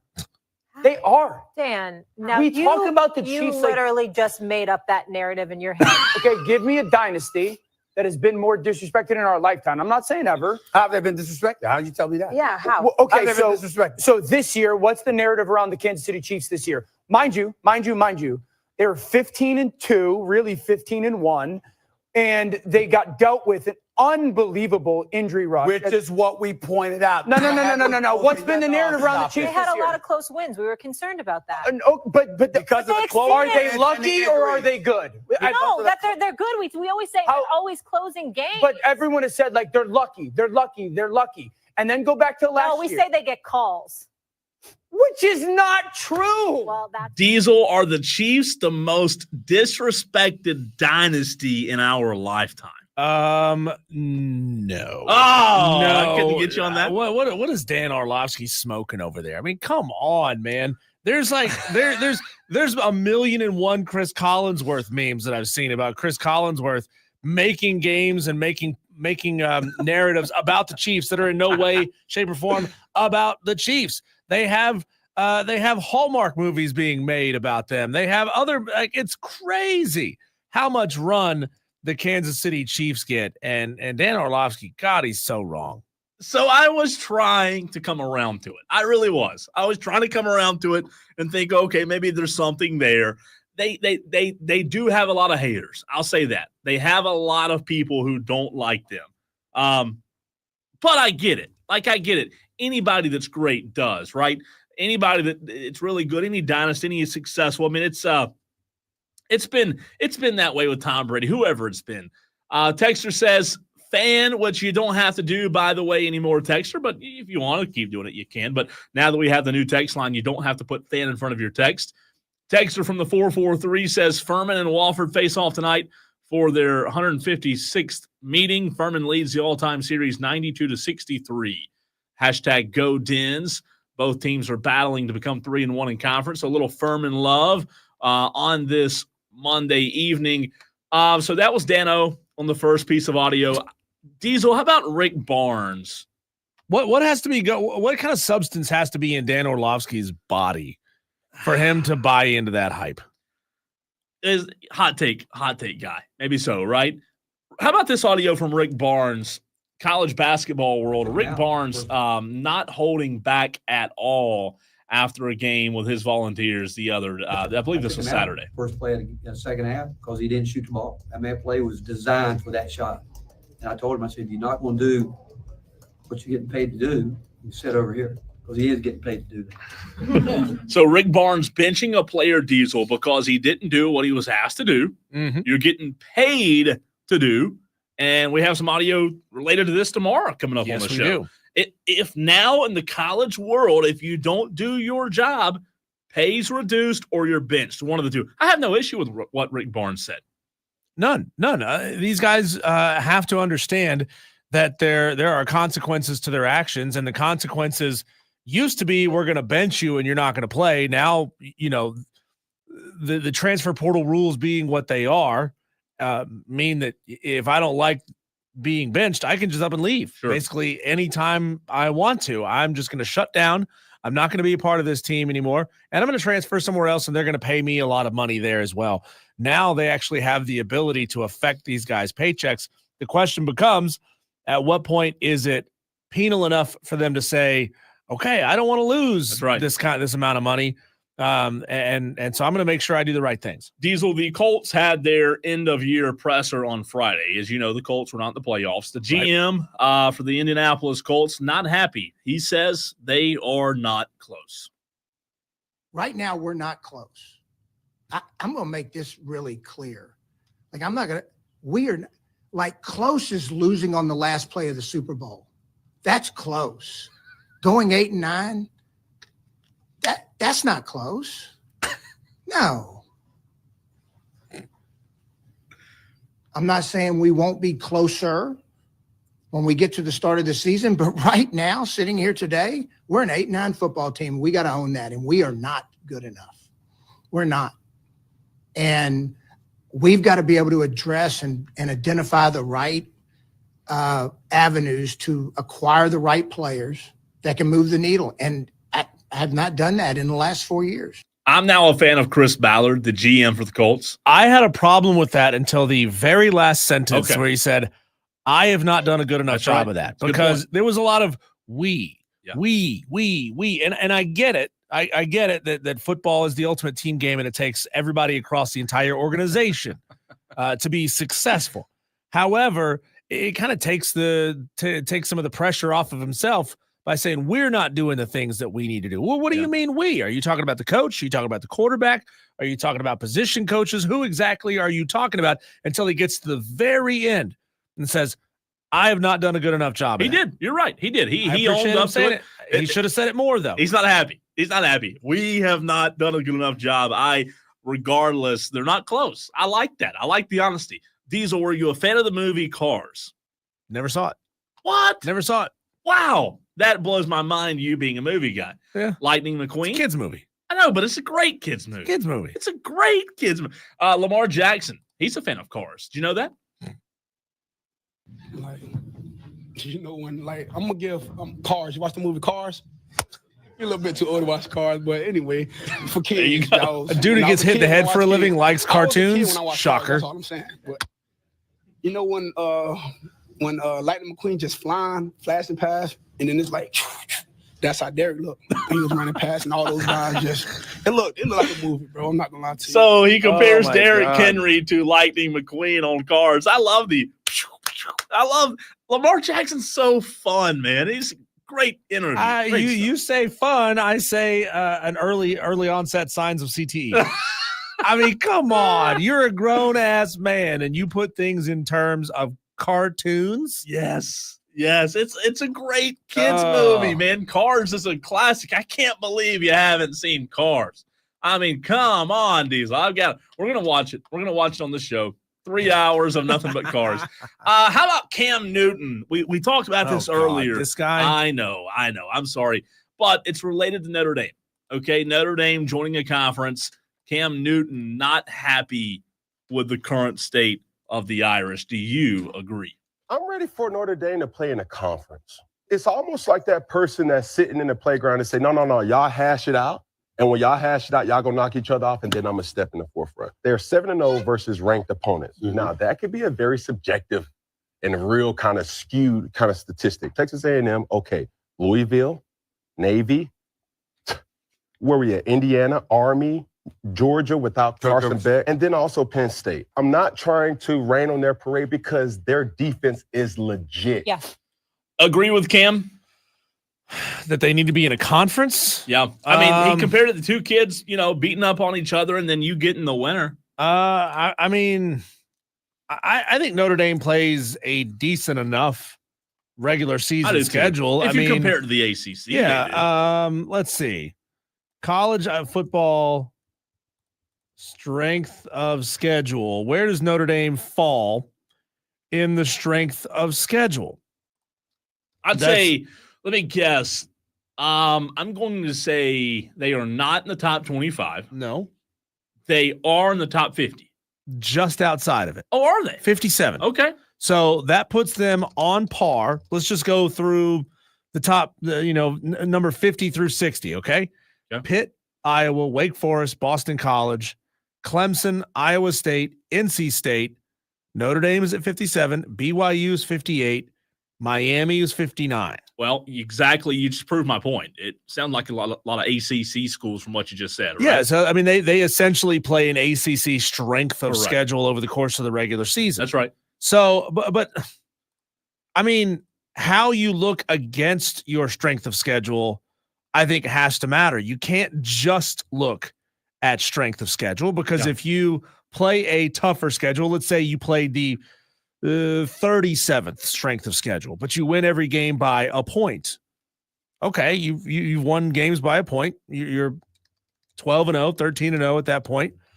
But let's say you play the 57th strength of schedule and you blow out everyone by 30.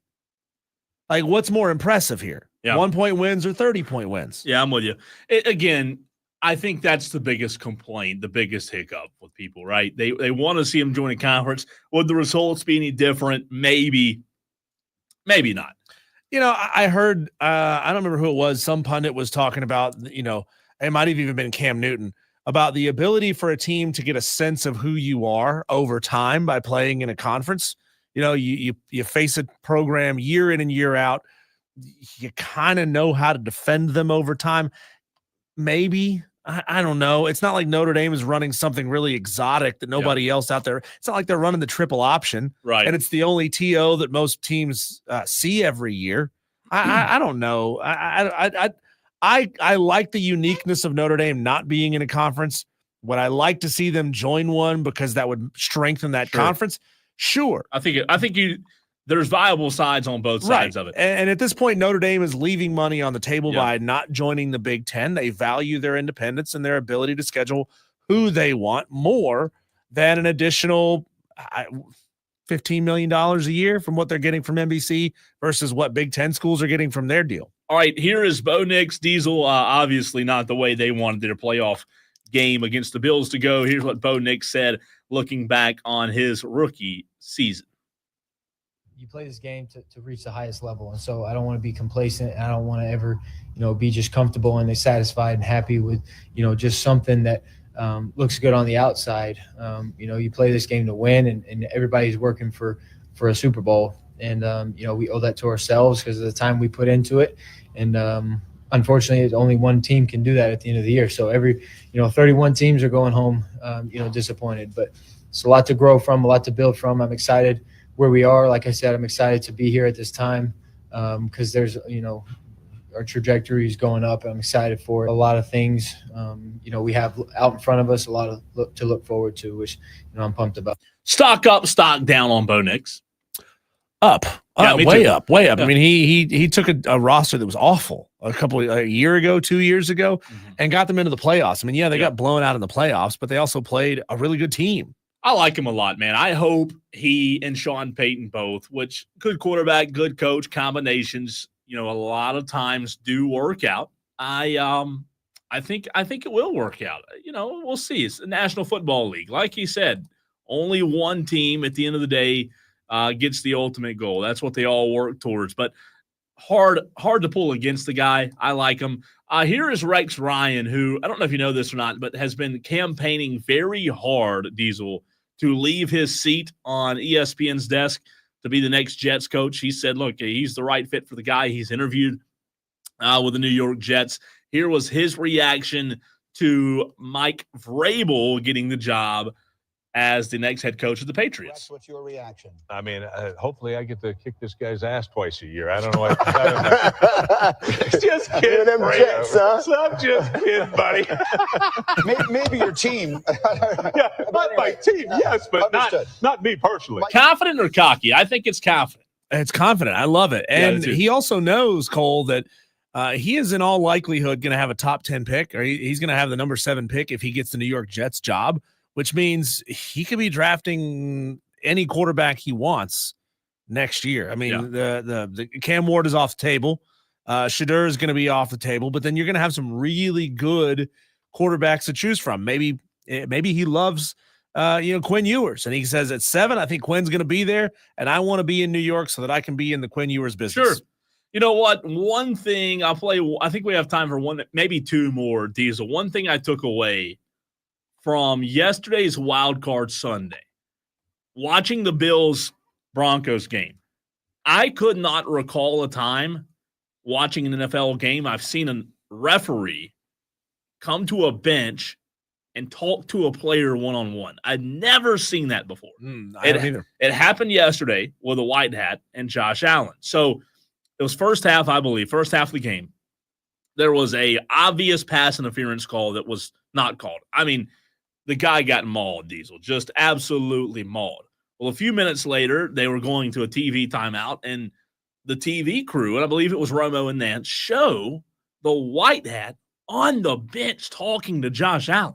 Oof. And it was like, at the time, like, is he apologizing? He was patting his chest, and I'm like, oh my God, did they just show him saying that we blew this? And ultimately, the Bills won big, so it didn't matter. But here, of course, Josh Allen was asked about it post-game on what the referee said. When the ref came over to talk to you, like all the way to the bench, what was he saying? What was going on? Was that after I wasn't happy with what was going on, and I was yelling a little bit, and he just said, don't be yelling. So, my bad. Sorry to Bill. Huh? Did he apologize? I won't say anything about that. You believe that? You believe that? No, don't I don't. Be yelling? I don't believe that at all. Don't be yelling. Everybody yells. Yeah. He clearly went over there to say, it's on me. I mean, he was patting his chest. Unless Josh Allen's over there calling something specific like, hey, Jim Stevenson, referee, right. The fix is in, you're in on it, and I know it.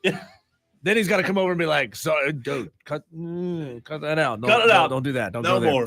Again, we are now just about 12 minutes away from Furman versus Wofford. We'll close the show out with our Daily Wires next on the Fan Upstate.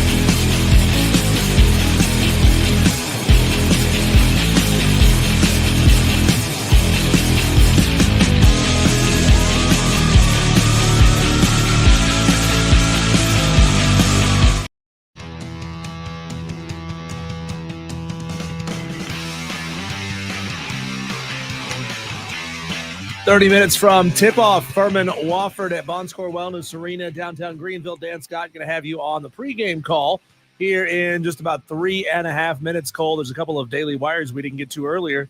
Buzz. This is more buzz happening around the sports world. Tahina Pow and Chloe Kitts each scored 11 points as number 2 South Carolina rolled number 5 Texas 67-50 for its 11th straight win that came in yesterday in front of a sold-out crowd of 18,000 strong at Colonial Life Arena. Ashlyn Watkins being out is not slowing this South Carolina team down. Well, she's good. Ultimately, though, they're good enough, they're deep enough that it shouldn't slow them down in a major way because they still have 5 stars. Speaking of South Carolina, USC will hold the Ray Tanner Field at Founders Park dedication ceremony on Saturday, February 15th. The ceremony will take place on the field prior to first pitch of the Gamecocks game against Sacred Heart, which starts at 2 p.m. I'm sorry, I didn't mean to cut you off. I think that's their first game of the season. Yes. The first 2,500 fans in attendance will receive a commemorative Ray Tanner trading card. That's awesome. That is really, really cool. That's going to be fun. Open the season, kind of dedicate it to him. I mean, him moving up a different position. That's really cool. And one more Gamecock Daily Wire for you. This one's not good. South Carolina lost to Auburn over the weekend, 66-63. Close game against a top 5 opponent. You should be able to win a couple of these games, though. That's now 2 in a row. They lost the teams from the state of Alabama. I'll tell you what, I watched this game, and South Carolina played really well. I mean, I think it was their best game of the season. Yeah. And I know people, they'll see the score and the outcomes. Oh, they lost the game. But I'm telling you, it was their best game of the season. They were right there. Their starters gave them production. Their bench gave them production. Auburn is number 2 for a reason. They're a really good basketball team. South Carolina's they're getting better. They're getting better. Maybe they can turn it around here soon. They're going to have to find a way to get a couple of wins and go on a streak. They are. Or they could they risk falling way, way back. Also, this weekend, Clemson defeated Florida State 77-57, handling business there. Florida State, not a bad team, but they're certainly not Florida State basketball of old. No. And finally, Cole, Mario Cristobal calls the, quote, false narrative that Cam Ward quit on Miami in the Pop-Tart Bowl bull bleep. Says it's not true. He didn't quit on us. You know what? I don't know how you describe it, what adjective you want to use. He quit. He quit. What do you mean he did? What? He chose not to play in the second half of a close football game that if he plays, you probably win that game going away. He quit. Like if you want to get to the point where you're into the fourth quarter and you're up 2 touchdowns and you want to take the last drive or 2 off, that's fine. Sure. If you want to sort of hand it off to the other guy, sure. That makes sense, but not playing the second half, that's just bad. Furman Wofford tonight, Diesel. Who you got? I got Furman. Furman's going to win. Furman's going to win this game. Yeah. Furman's had a great start of the season, man. And Ben, the producer for Furman basketball, he's in the studio, as you can see on the stream. Wofford, that they struggled a little bit out of the gate. They're playing better. I think that game tonight will be fun, Diesel, but I do think you're right. I think Furman gets the win. Dan said it. This could be a special season. It could be. It could be. I mean, they're off to a really hot start. Maybe this is the year that they get a little love and potentially get an at-large spot in the SoCon. Here we go. Furman basketball next on the Fan Upstate. You have to hit it twice, Ben? Yeah. Yep. Sorry about that. It's all yours, man.